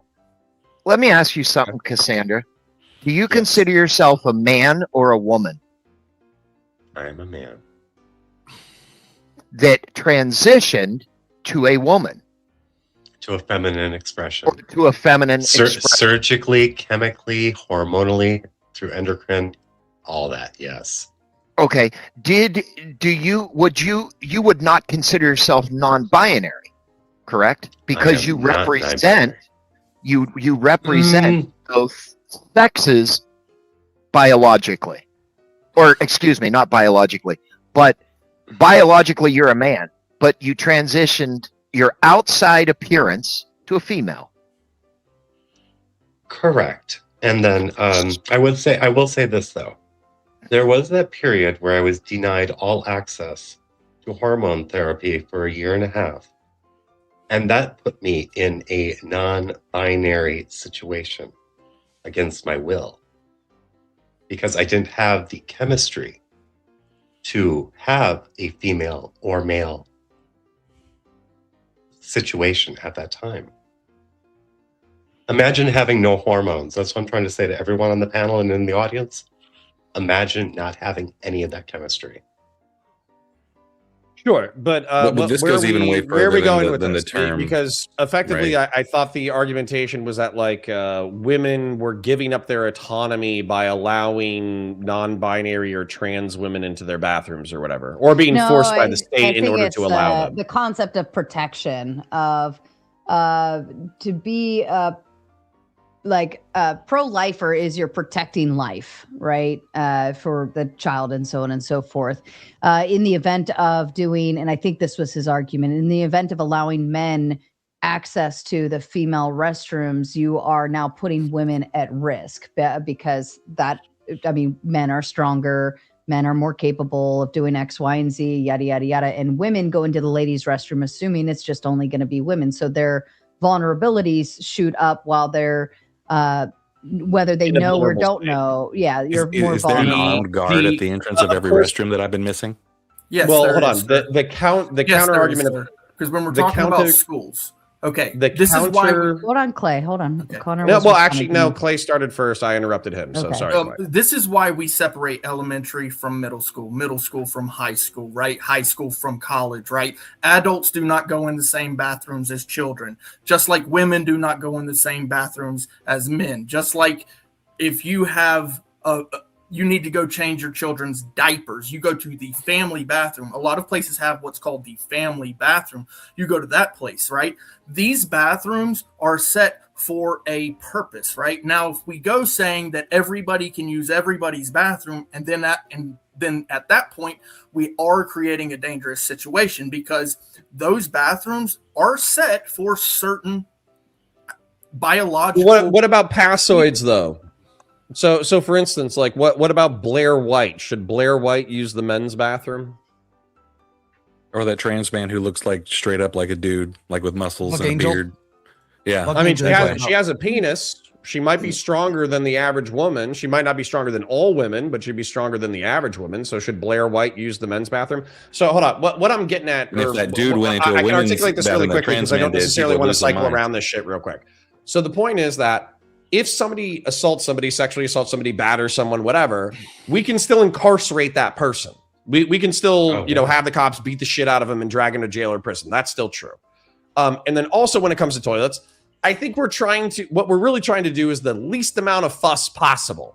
And I think the least amount of fuss possible is actually something Clay just mentioned. We should have family bathrooms or disabled access bathrooms that are third spaces that people who are gender non-conforming can use so they don't freak anybody out. I think that's probably the solution. So if I was to try to fix the problem, I would literally pass new legislation saying men's bathroom, women's bathroom, fucking disabled access bathroom, and basically pick the one where you think you're going to start the least amount of fist fights. I would say I agree with that. Yeah, I would agree that there should be a one in the middle, right? Whether it be a family restroom or disabled restroom or I don't belong in either one, and I'm going to use this one to avoid problems. Bathroom. Well, and I think the disabled access, Angry American kind of stated disabled access question mark. Yeah. So what it is they build a bathroom between the two. And then they make it so somebody who's in a wheelchair can wheel themselves into the bathroom and get access to the toilet. So basically, it's a single toilet, lockable room that is usable by disabled people, family people. So you could add in a changing table where that's appropriate. And then obviously a trans person, if they felt like they were going to cause a disruption in the women's bathroom or the men's bathroom, they could just use that one instead and nobody would give a shit. Okay, so there is a trans person on this panel. We all know who it is. Does he look like a man or a woman? Cassandra? Mm-hmm. Yeah, Cassandra looks like a man, but I think Cassandra even said that they haven't been on hormone replacement therapy in reference to being a woman for a long time. Cassandra, do you want to say anything to that? I had to work on looking like a man again. It's part of a detrans process. And on a note of detrans, for anyone who's out there who wants an education on this, whether you want it or not, I'm going to give it. Detrans doesn't happen for people who've been through the process. There's nothing to detrans back to. You're stuck. So on the note of kids, when, and I know that we're not talking about kids right now, but I just want to throw this out there. If you do this to a young one, that young one cannot come back from this ever. Sure, but we also all know, I thought where Angry American is going, Angry American could tell us where we're going, is that effectively we can all tell. Well, sorry, Blair White looks like a chick. Yeah, Blair White is very possible. Yeah. Yeah. I have lots of money. Lots of money. I have a friend named Toftosh. She people jump into my chat and they're like, oh, I'm super straight. I would never date a trans girl. Then I have Toftosh onto the fucking stream and they're like, I don't know. Maybe I could be down with a hot chick with a penis. Like, I swear to God, she's actually just that pretty. But the point is that you can't always tell. And so Toftosh, despite having maybe she has a penis. I don't know if she did gender reassignment surgery or bottom surgery. Blair White definitely still has a penis. Blair White would cause less disruption going into the women's bathroom than she would going into the men's. Well, let me jump in on that. So I don't think it's necessarily the passing ones that seem to be the perceived threat. I think it's the people that want to use take an advantage of that very factor and say, well, I identify as, even though they're clearly not. And we've all seen that Disney trans gal who fucking, you're talking about people who aren't actually trans. She doesn't change her voice. She's barely on any kind of hormones whatsoever. She's barely done any surgeries, and she seems to go out of her way to be offended by being misgendered, despite not taking her transition seriously. Yeah, in my opinion, that person should fucking go to the disabled access non-binary family bathroom. Right, because, and I believe because clearly they're trespassing on the space in order to get a rise out of people because they're assholes. Right, and I believe they were caught filming in the bathroom. Yeah. Not in the stalls, but in the bathroom, and they were filming and stuff like that. And they took a picture of themselves while in the bathroom being like, oh, it's so affirming to be able to go to a female bathroom without, being and here's the thing, that person's clearly fucked up, but they should no be one like, on the left especially ever says that just because you're a trans person or anything other kind of identity doesn't mean you can't be a complete asshole or dipshit. Right. Well, right, but lefties are typically but taking the identity defensive of minorities. So when a minority acts poorly, it's presumed that you're going to defend them.